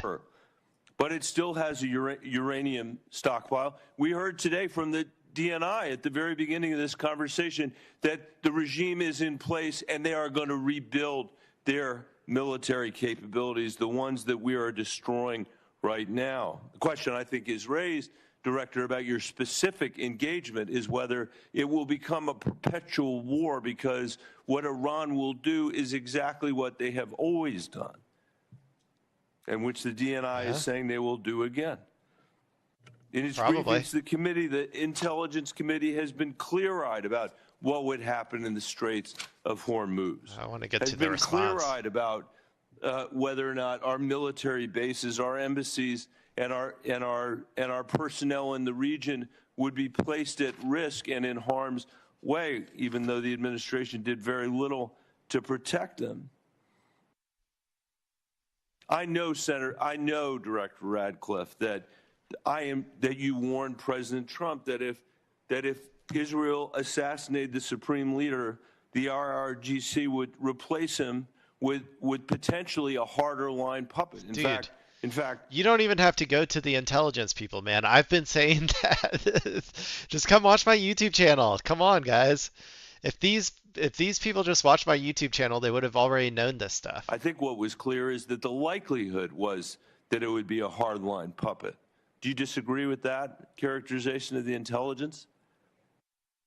To that specific question, what we knew was... yeah, definitely the most, like...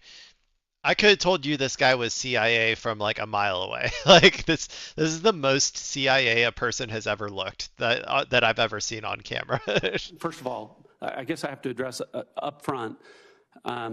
So much of what you related in there, the difference between political rhetoric versus... It's not political rhetoric. I'm quoting the President of the United States. Political rhetoric versus military... Director, I'll difference between that and military and intelligence execution. But here's the most important thing. You mischaracterized this as saying there aren't clearly defined goals. The defined goals are very clear.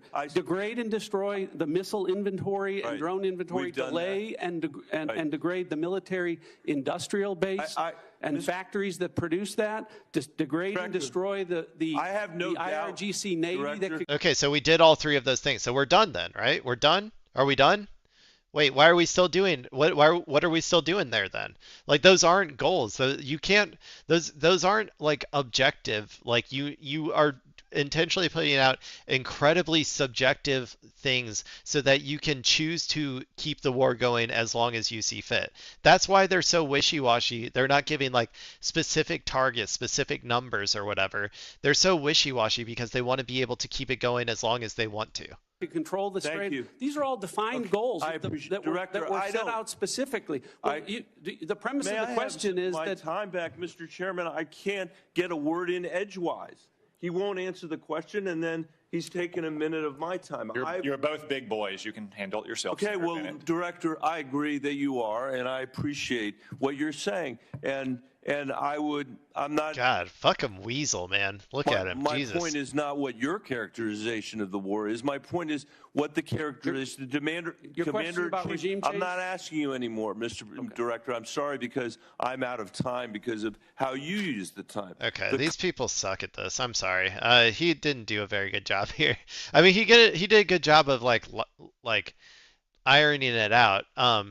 But like you need to just say like, okay, you accomplished those three things. Your president said that you accomplished those three things. Why are we not done then? Like, why are we not done? Okay, you're going to keep degrading it. Okay, until what point? Those are the like follow-up questions that need to happen. And I don't know. It doesn't. I'll keep watching until the end, but it doesn't seem like he's really doing it. Complete lack of clarity should matter to everybody.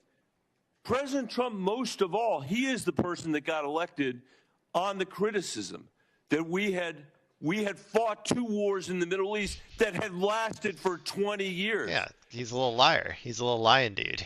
That's what he does. Okay, I'm kind of done with that one. I'm just gonna go to my homepage real quick, see if we can find anything else.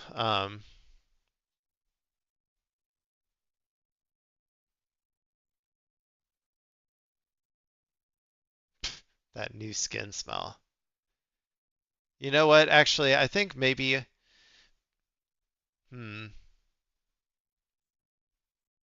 Let's actually just go and see if I can find an article to read real quick. You know, I like to read articles. I know people don't like to read anymore, but I do. And this is my channel, so I do what I want. And you're all just along for the ride. So let me see if I can find. I know I saved a couple. Ooh, which one? This one has to be the best one, I think. Everybody loves a good Erica Kirk story. Who couldn't love an Erica Kirk story? This one's not too long. So this one is so I tried to do a YouTube video about this. I tried to talk about this on my stream.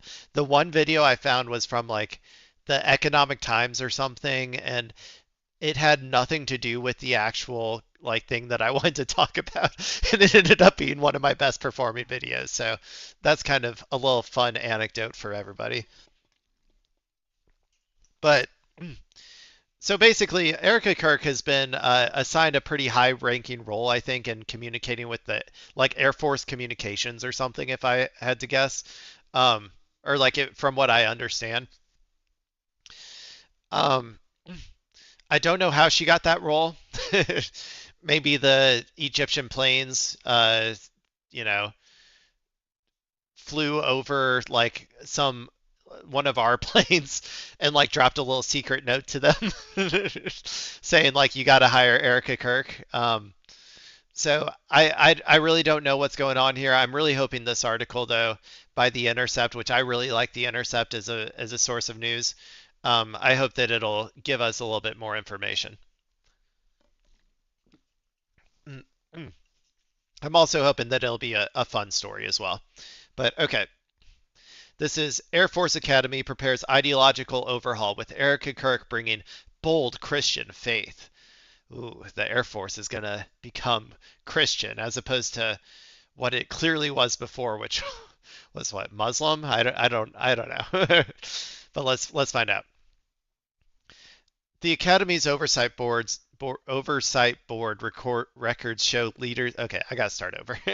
The Academy's oversight board records show leaders dismantling DEI to align with Trump directives.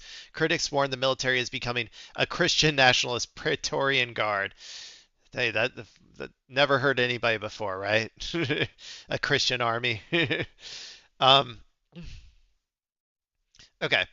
Records from the United States Air Force Academy's Oversight Board shows leaders dismantling diversity programs and reviewing curriculum as the board embraces what critics call a concerning ideological turn toward Christian nationalism and prepares to seat conservative activist Erica Kirk. There she is. She is ready to go. She is ready to make it the most Christian.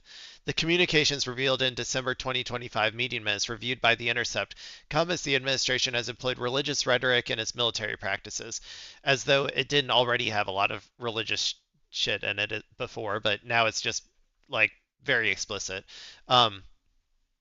Amid the U.S. and Israel's war on Iran, some service members and political supporters have framed the war in religious terms, including describing it as part of God's divine plan. We got to get that end times going, baby.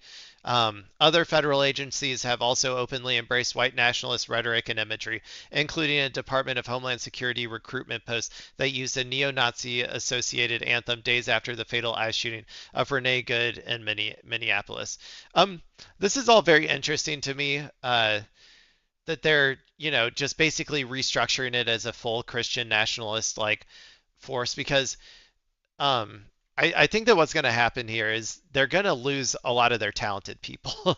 This is what happens like whenever any institution becomes more religious fanatic. You can see this in, for instance, Israel and lately America as well, where the like more intelligent, like let's just say engineer types or whatever, start to avoid like coming here or coming to Israel or start leaving Israel because it's becoming more fascist and like Nazi-like or whatever. So I think what's going to end up happening is we're going to become our military is going to become even like even more incompetent than it already is. And considering we just lost that F-35 to like Iran's missile defense, like air defenses or whatever, or we didn't lose it, sorry, but it was shot down by Iran. I think it's just a kind of like just the perfect amalgamation of this sort of incompetence that's going to become even more apparent as time goes on. But anyway, when the White House announced Kirk's appointment to fill her late husband's seat on the board, it highlighted Charlie Kirk's bold Christian faith. Language critics say suggests religion was treated as a qualification for the role. Probably, but yeah, sure. The appointment of Erica Kirk to the U.S. Air Force Academy Board of Visitors goes hand in hand with Christian nationalist incursions into our armed forces, such as Pete Hegseth's actions and statements promoting his fervent brand of evangelical Christianity at the Pentagon, said Ani Lori Gaylor, co-president of the Freedom from Religion Foundation. Man, my voice is not doing well today. Okay, critics warn that changes could reshape how the military's premier officer training institution educates future leaders as it aligns with the administration's Restoring America's Fighting Force initiative. President Donald Trump and Defense Secretary, no, War Crimes Secretary Pete Hegseth's marquee plan to reverse the military's diversity efforts and emphasize lethality. They got a lethality max, baby. Minutes from the meeting describe Academy leaders briefing the board on steps taken to implement those directives, including removing DEI elements from the admissions process and reviewing curriculum and Academy facilities for compliance with presidential executive orders. Yeah, like I said, it's just they're just going to alienate all of the talented people from showing up with all this shit. The appointment of Erica Kirk goes hand in hand with Christian nationalist incursions into our armed forces. That's just a quote I think that I already read. In public comments submitted to the Board of Visitors, including in the meeting materials, Doug Truax, CEO of the Conservative Restoration of America Foundation, urged the board to review faculty and programs he said were aligned with social justice, the scariest type of justice, agendas. He also singled out Colonel Candace Pipes, the Academy's admissions chief, for commenting on racial disparities in the Air Force and claimed she said she pays a diversity tax as a black woman. Oh God, sorry. This is just kind of well, yeah. I don't know. This is just like it's so petty. It's just so petty. But yeah, the Air Force Academy has established 4 task forces to ensure compliance with the Restoring America's Fighting Force plan. It's just, they need to get a better name. The RAF plan, is that what it is?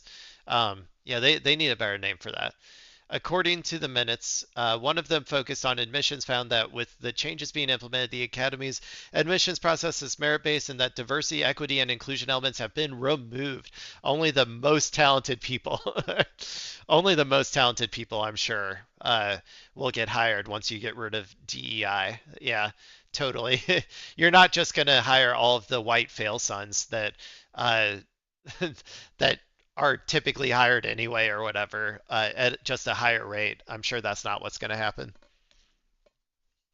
Like I said, it's just going to breed more incompetence, but the Board of Visitors is congressionally mandated oversight body that reviews cadet life curriculum, faculty finances, and discipline at the Air Force Academy, which commissions roughly half of the service's new officers each year and plays a central role in shaping the culture of future military leadership. The board's findings and recommendations are delivered to the Secretary of the Air Force and forwarded to Hegseth and Congress. While the board cannot directly set policy, its oversight can shape Pentagon scrutiny and congressional funding decisions. Hey, if they can find a way to word this so that the Army gets less money and less funding, and the Pentagon gets less money and less funding, I'm all for it. Let's get rid of like, you know, I mean, let's just get rid of like everything. Let's start from scratch. Actually, maybe that's how I'll frame it. For these, hey Pete Hegseth, if you're listening, it's completely lost. DEI has infiltrated it. You can't get rid of it piecemeal like this. You just got to start from scratch. Get rid of fire the entire military, and then start rehiring only white people.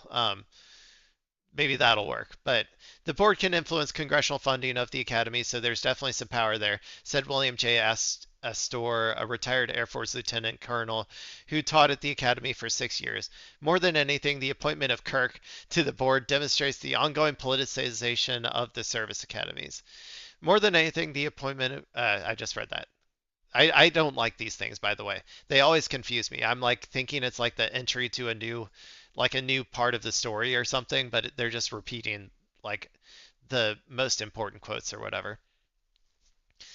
Unlike earlier political appointments to the board, Kirk's selection reflects a specific political and religious alignment rather than expertise in military affairs, said retired Air Force Lieutenant Colonel Rachel Van Landingham. What a name.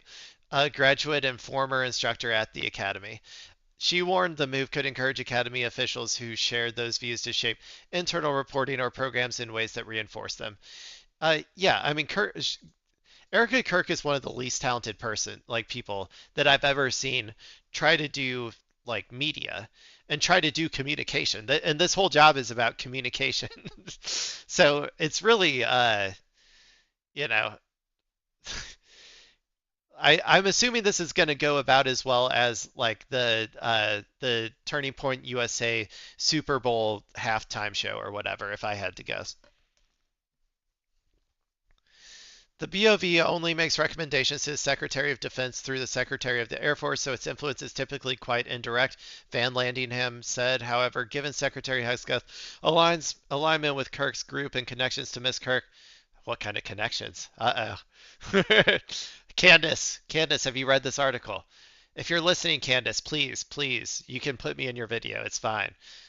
You're my queen. You're my Erica Kirk hating queen. Please.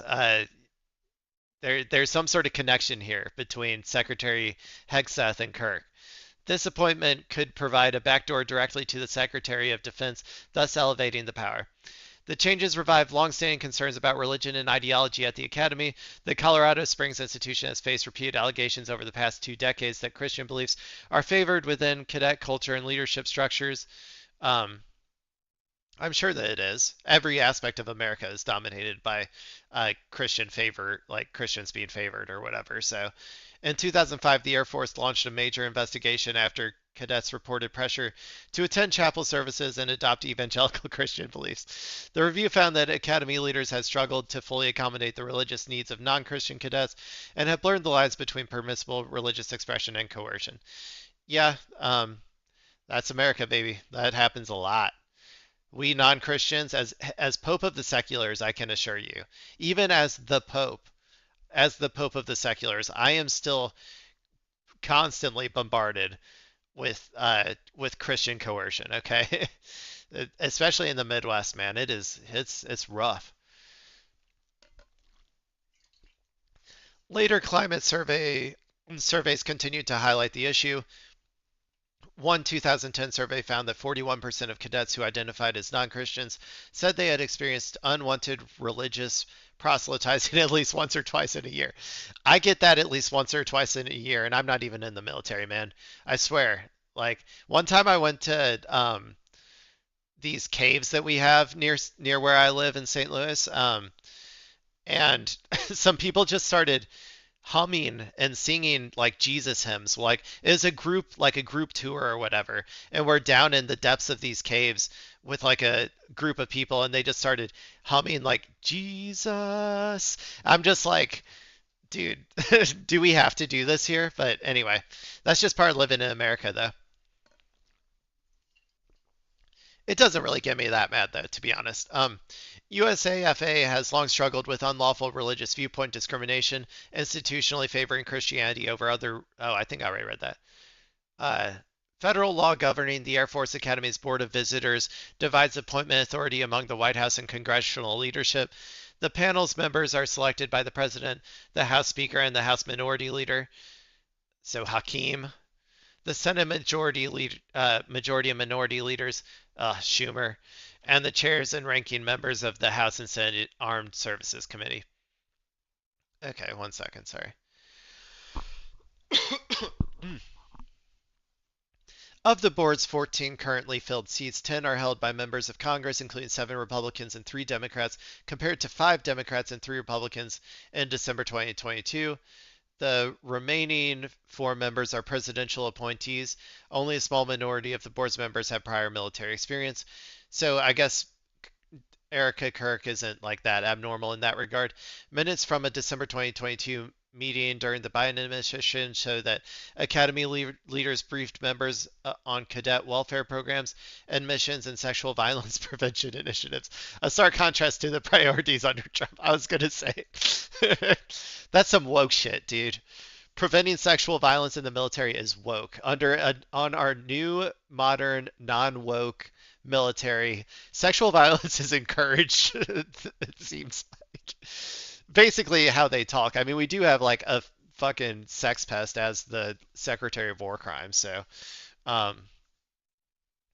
Estor, the retired Air Force Lieutenant Colonel, said the board historically drew little attention from faculty focused on cadet education, but he said recent meetings and Kirk's appointment suggest a growing focus on ideological priorities rather than professional military education.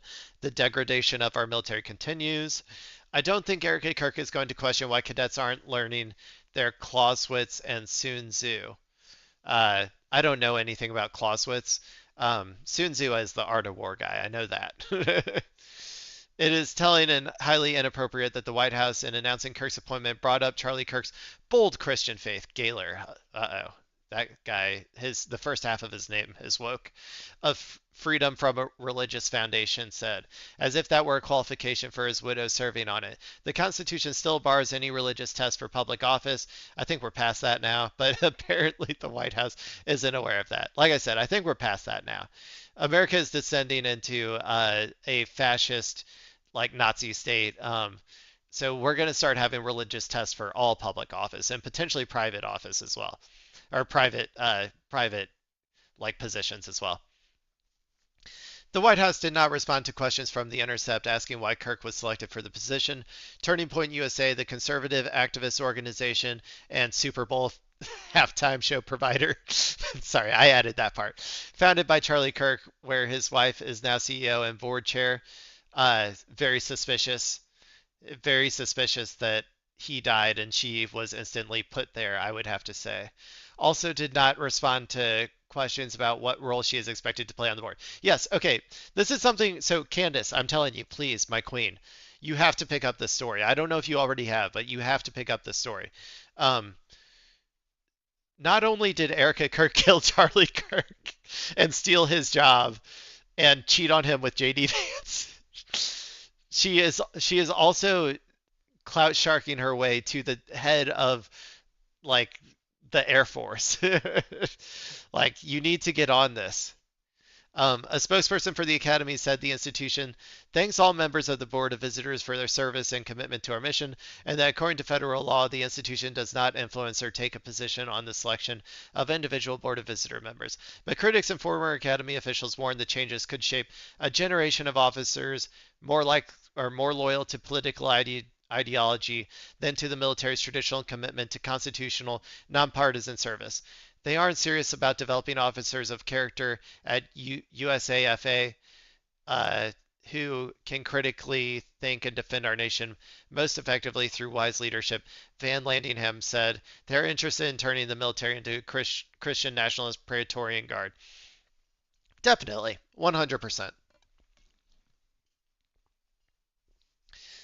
Like I said, this is just going to accelerate the collapse of our military as like even being able to be somewhat like tactically victorious as they are now. Um, like the military has long since been unable to achieve strategic objectives. They haven't been, they were unable to defeat the Taliban. They were unable to defeat the Houthis. They were unable to defeat the Viet Cong. They were unable to win in Korea or whatever. Like, they've long been unable to achieve the strategic outcomes that they say that they want or whatever. I'm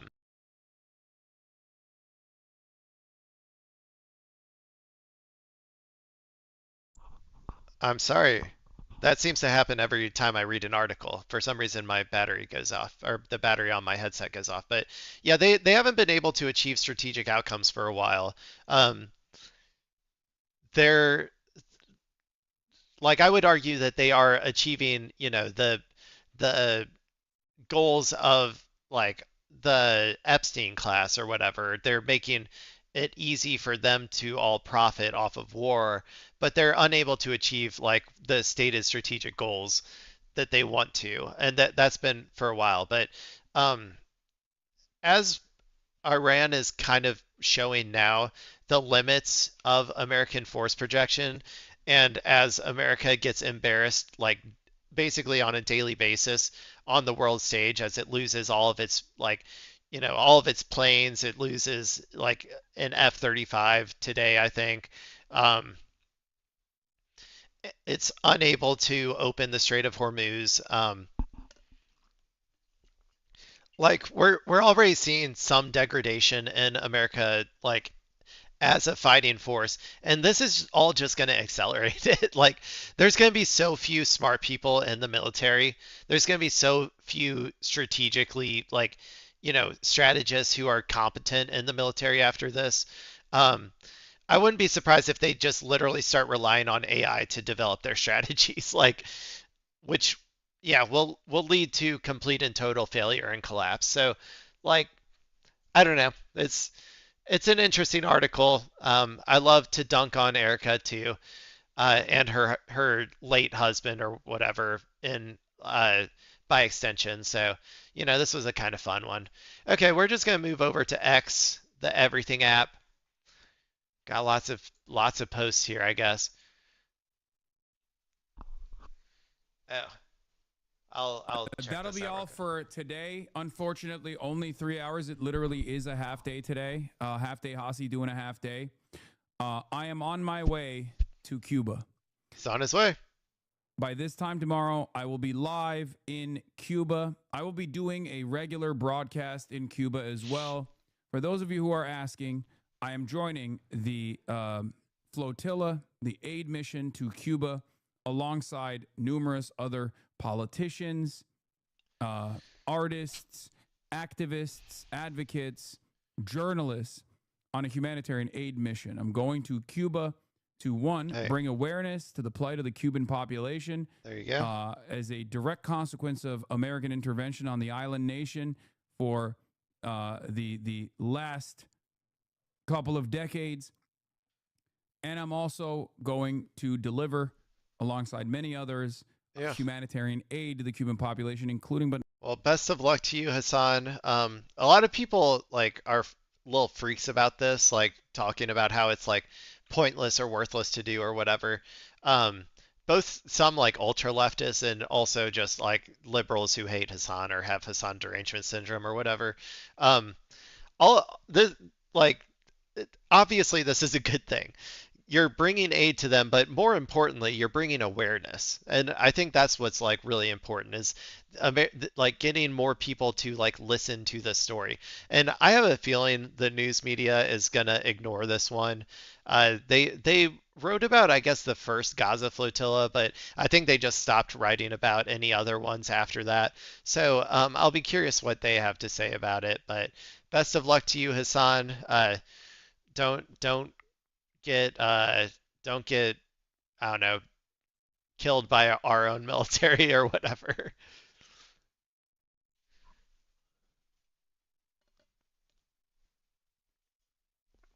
Let's see.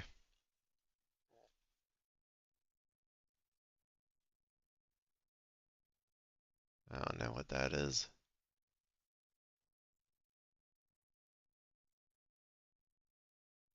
Oh, another one of those.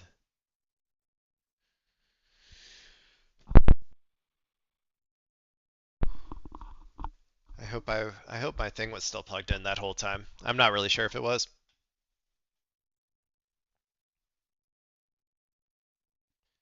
Let's see. Sick, dude. Oh, I probably can't play that. Um.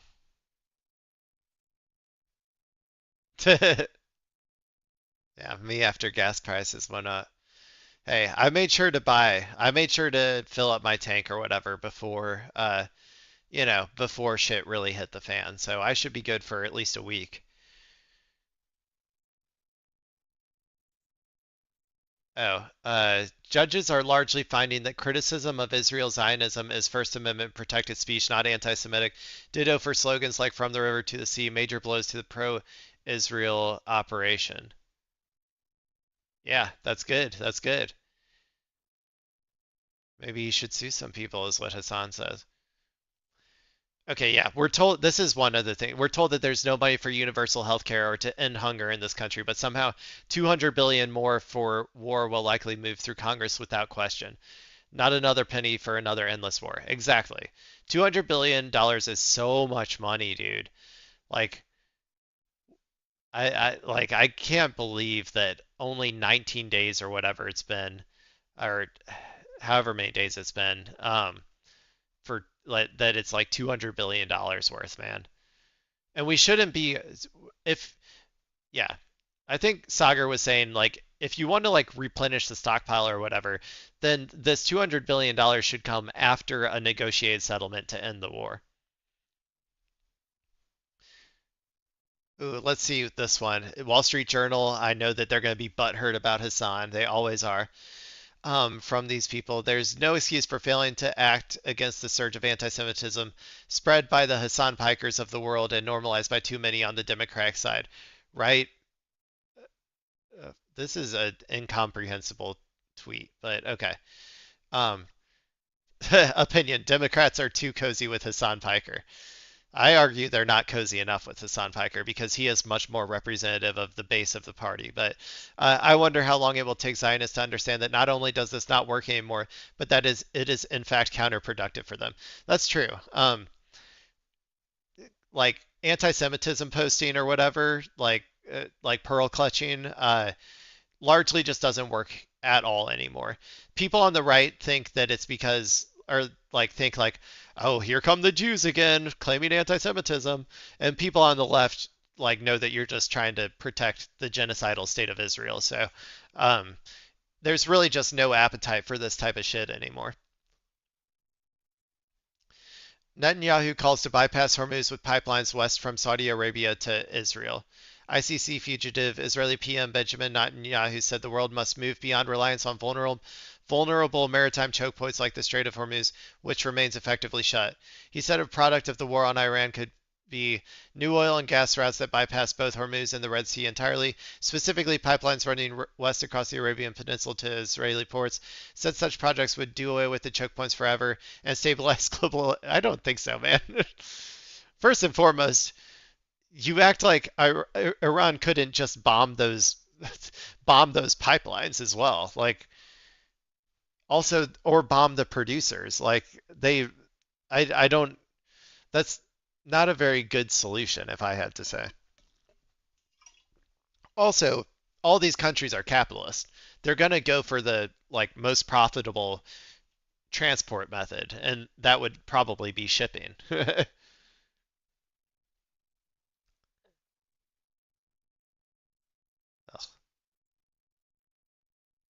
That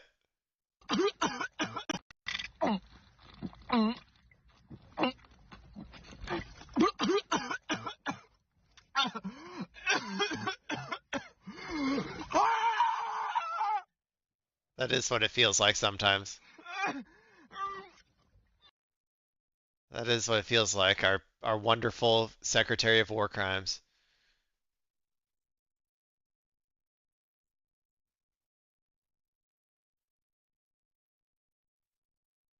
Well,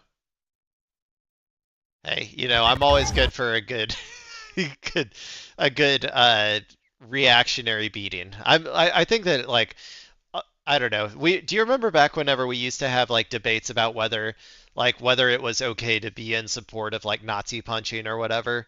Um, like I've always been like I do not care. I'm sorry. Bad people deserve bad things to happen to them. Social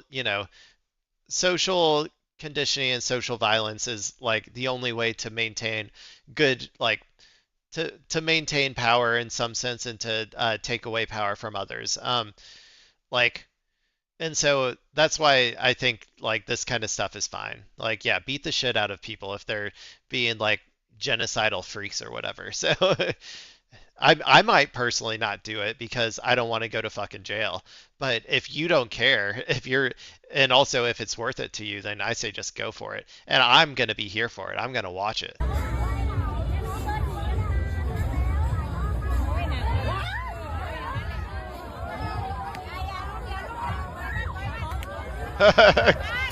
Get fucked, bitch.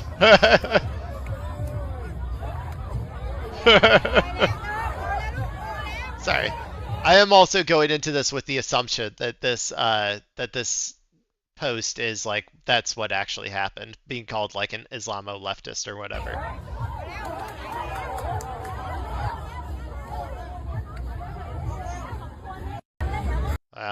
Well, I mean, fuck around, find out, right? If you're gonna be a racist piece of shit. Also, if you're going up against this girl who's like clearly like 6 foot, like she's taller than I am probably. Like I think you might get your ass kicked, but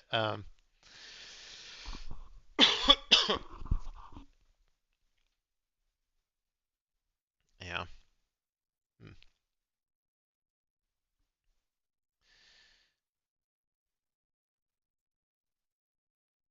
This is the stupidest thing I've ever seen. They're trying to do hypocrisy shaming. Greta Thunberg in 2023, if we don't end fossil fuels, it will be a death sentence. Greta Thunberg in 2026, President Trump must allow oil imports to Cuba. Like, it's clearly like an act of moral, like immorality, like the type that you have like I don't know, on a scale that is like incredibly evil to not allow the people of Cuba to have oil. They rely on it for like uh various aspects including like medical care and stuff, like medical facilities and just general energy. That doesn't change the fact also though that like moving to renewables is a good thing. And also we should also take into account that like the only reason that Cuba's electricity is back up right now at all is because they have some solar power. Like I think it's like solar power accounts for like 25% or 30% or something of Cuba's electricity. they didn't have that, they would be fucked right now. And also, they're hopefully going to keep building more and more solar power, especially now, so that they don't have to rely on oil at all. This, and also, we're looking at America become like trying to become this like, you know, oil baron, like basically like oil mob boss, like right now. In a world that is going to increasingly like move away from fossil fuels, and every single thing like this that we do is going to make that transition even faster. uh, I'm always curious what the oil lobby thinks about Trump asking like acting like this, because the more of this shit that he does, like the faster people will transition away from oil. So anyway, let's see if you Gopnik uh, thinks the same as me. If you can't grasp how these two statements can coexist, you should genuinely be forced back to school. A perfect litmus test for basic cognition and whether your mind ever made it past puberty. Yeah, basically. I mean, a little bit simpler than what I said, but yeah. Yep, the Jewish people hate Christians, that's for sure. At least in Israel. They really fuck up Christians, man. The only people they hate more are Muslims. But yeah, they hate Christians like crazy over there. Um,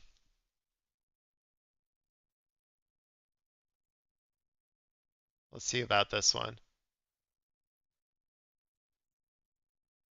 Breaking. Representative DeGette gets heated with a constituent pressing her on why she voted to send bombs to Israel.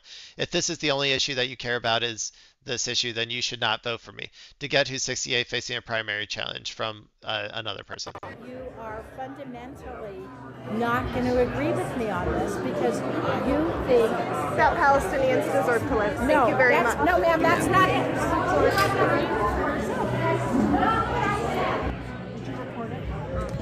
Did you? Hi. Yes, I did record it. Okay. Here I am. Hi, Diana. I'm Nicole Shea. Hi, Nicole. I am a delegate in Denver. I'm in 5 points. Okay. Great. Like you, I really consider myself a like women's rights activist. I like appreciate the work you've done. So I'm just wondering, why do you keep sending money for bombs that Israel is sending to Palestine? So actually most people think that Israel should be able to defend itself with the Iron Dome. And that's what I don't know for sure if that stat is accurate at this point in time, but even if it is, I don't care. That's immoral. It's still immoral. No such thing as a defensive weapon. Get them all out. I say before, embargo Israel and invade Israel. That's my policy position. We should invade Israel. We should, at the fucking end of a gun, tell them you're going to accept peace. Every single Palestinian is going to have complete and total, like the same amount of rights that you have. We're going to break down all the walls. We're going to break down all of the settlements and shit in the West Bank, and you're gonna owe them reparations. And if you don't do this, then we're going to assassinate, or like we're going to kill like your people. Like again, just or we're going to go to war with you, I guess is what I would say. So that's my personal policy position. What I'm talking about. But so defending themselves is different than continuing the genocide in Palestine. Correct. You're talking about different subjects, and I'm trying to ask you about the Block the Bombs Act. Okay, I'll tell you about the Block the Bombs Act. I've read the Block the Bombs Act. The Block the Bombs Act is a very poorly written piece of legislation because it's both too narrow and it's too broad. What? Those two things? Okay, those two things can't exist at the same time. She just wants to support the genocide. That's her primary goal. I don't know who that person is, but she fucking sucks.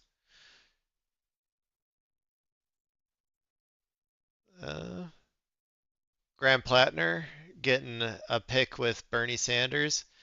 Berno Sando.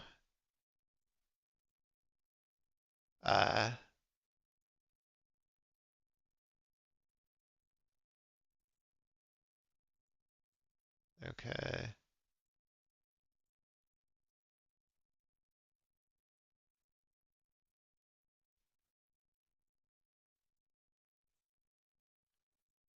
Mike from PA, Chris Rabb running in the pivotal Pennsylvania 3rd District in Philadelphia.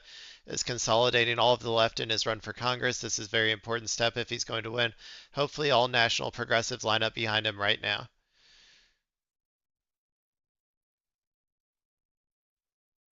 Okay.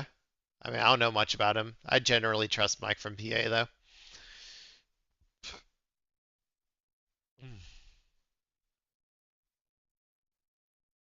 Stavros Halkias has joined the cast of Glenn Powell's upcoming country music comedy. And Stavros says, gonna try my hardest not to blow Glenn off the screen with my sexual dynamism. I mean, I just try my hardest not to blow him just in general. I mean, look at that face, man. Gotta break out the knee pads right off the bat. Um, okay, let's see if I can find one more fun one. I always like to end on a fun one. Will this be fun? Let's find out. One question. Why didn't you tell US allies in Europe and Asia, like Japan, about the war before attacking Iran? So we didn't tell anybody. We didn't tell anybody, but we wanted. Surprise. Who knows better about surprise than Japan? Oh God. Oh God. Okay. Oh God, it got so loud all of a sudden. You cannot say that, dude. And also, you should not be making that. This is literally a slap in the face to Japan. It's a slap in the face directly to her. If she doesn't say something about this, or if she hasn't said anything about this, she's going to look incredibly weak to her people. Even the far right, like, freaks that got her elected, she needs to make a statement about this if she hasn't already, because that is insane. That is insane. And just evil. The worst war crimes, the worst individual war crimes that have ever existed were the two nuclear bombs dropped on Japan.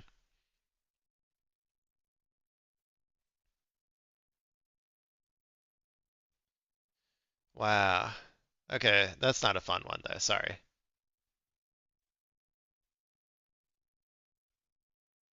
Okay, come on. Someone show me a fun one. Oh no, I'm already back to where I was. I didn't go that far last time though. I'm sure I'll find a fun one eventually. Ooh, that's good. Wait. Sobre Cuba, preguntarle justamente si. Okay, that's in Spanish. I'm not going to be able to understand that. But if this is true, Viva Mexico. President Claudia Sheinbaum announced today that Mexico seeks to resume fuel shipments to Cuba, a huge victory for the Cuban people, for the sovereignty of Mexico, and the integrity of the international trade system at large. Thank you, Mexico, for listening to me. Because I said we are so bogged down right now, we're not going to be able to enforce this blockade. Like, just start shipping. Just start shipping oil to Cuba.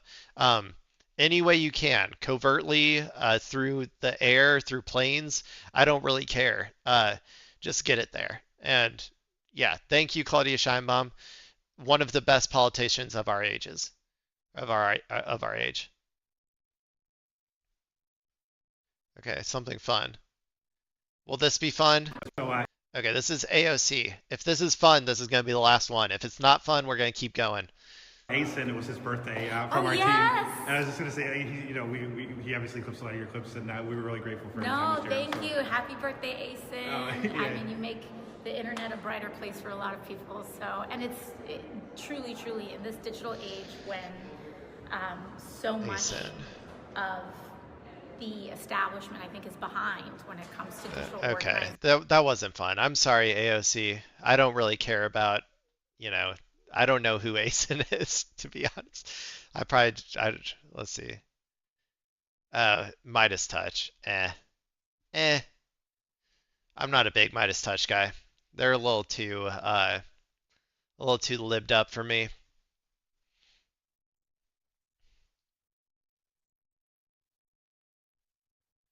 Come on. Why don't I have anything fun on my feed?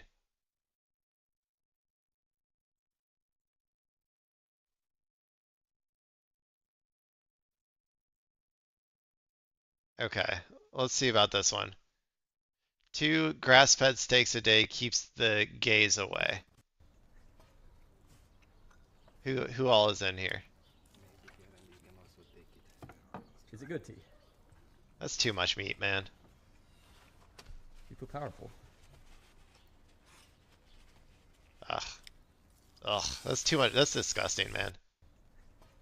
Uh, the video is gay. It is very gay. These two men are very homosexual coded. Also, they look like they're at a pickleball court or something, which is also kind of gay. Sorry to my parents if they ever find this video. Um, but also, Americans, stop eating this much meat in one sitting. This is a disgusting amount of meat. You do not need to eat this much meat in like a single sitting. Like 6 ounces is plenty, okay? 6 ounces of meat is plenty for like your primary meal or whatever. You can fill up on other shit, man. And I'm not a vegetarian, by the way. I just limit my meat intake, like I think more than most Americans.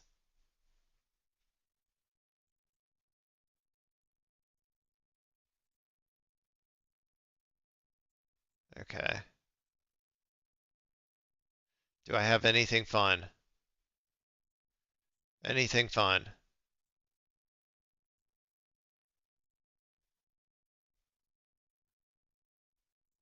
Okay, we're just gonna end with another. Well, no, I don't want to watch the same thing again. Okay, maybe this one. One sec. Okay, maybe this one will be fun. Let's see. Can we enroll a child into the daycare? You don't know what's going on. Well, it says there's 14 children enrolled here on the state of California. I have no idea what happened, but that's probably the right way to deal with it. Also, you have to understand that like this is a situation where they know who he is. It's like now we have like an Impractical Joker situation. They know who Nick Shirley is. They're not going to give him anything. Where are the children at? See? So like it's going to significantly impair his ability to do his fraud investigation at this point. All right, so what she's doing is she's making a video right now. She's going to send it out all to all the other daycare. Oh, interesting. Okay, listen. This clip was originally posted on January 31st. This is the original one. It seems to be that way across the board. Anytime I look up a clip, there's a bunch of places that are reposting the same clip. Here's one, January 31st. So it's fair to say January 31st is the day that he showed up. What day of the week do you think that is? It's a Saturday. Genuine question. Why is Nick Shirley showing up on a Saturday when that's going to be the least likely day for kids to be inside of daycare to see if there's fraud? Why wouldn't you show up on a Monday? Are we sure? Are we absolutely positive that Nick Shirley knows like what days are school days or not? Like I'm serious. Like do we know for sure that he knows that? Because I would like I don't. Monday or Tuesday or a Wednesday or a Thursday or a Friday. Why would you show up on the weekend where most parents, not all, but most parents are going to have off, or somebody in their family is going to have off and be able to take care of your kid instead of putting them inside a daycare? I don't even know what her business like operating days are. These are the dishonest tactics from Nick Shirley, and they're intentional. And this is why he has no credibility, because he does the best that he can to not give you the full context of what is going on. Now let's go to another daycare. Once again. Yeah. I mean, he's just not a journalist, you know. Okay, come on. We need a good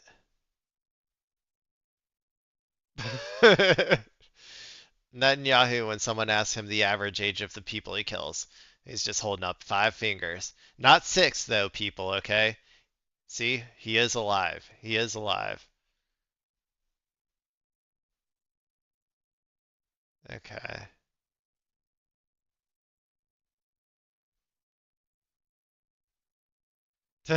Trump is doing more to destroy the fossil fuel industry and smash the sources of wealth that fuel inequality than the wildest socialist eco-terrorist could ever dream of.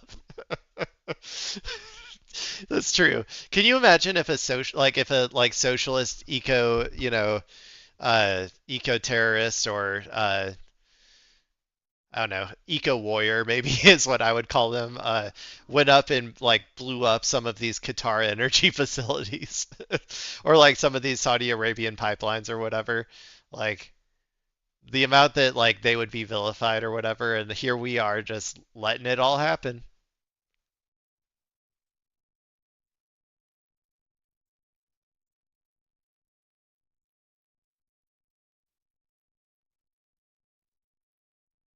Okay, I gotta get more memes on here, dude.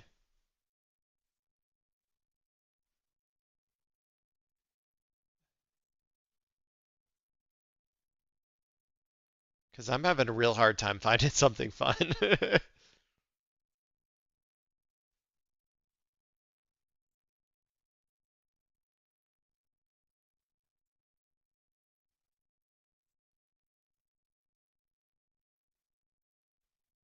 uh,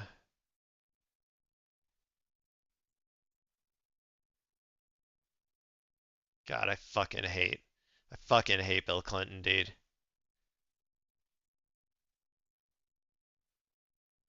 Yeah, Claudia Scheinbaum rules. Okay, it doesn't look like I'm gonna, I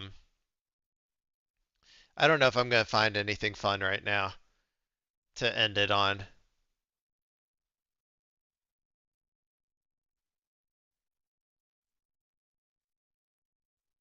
Man, come on.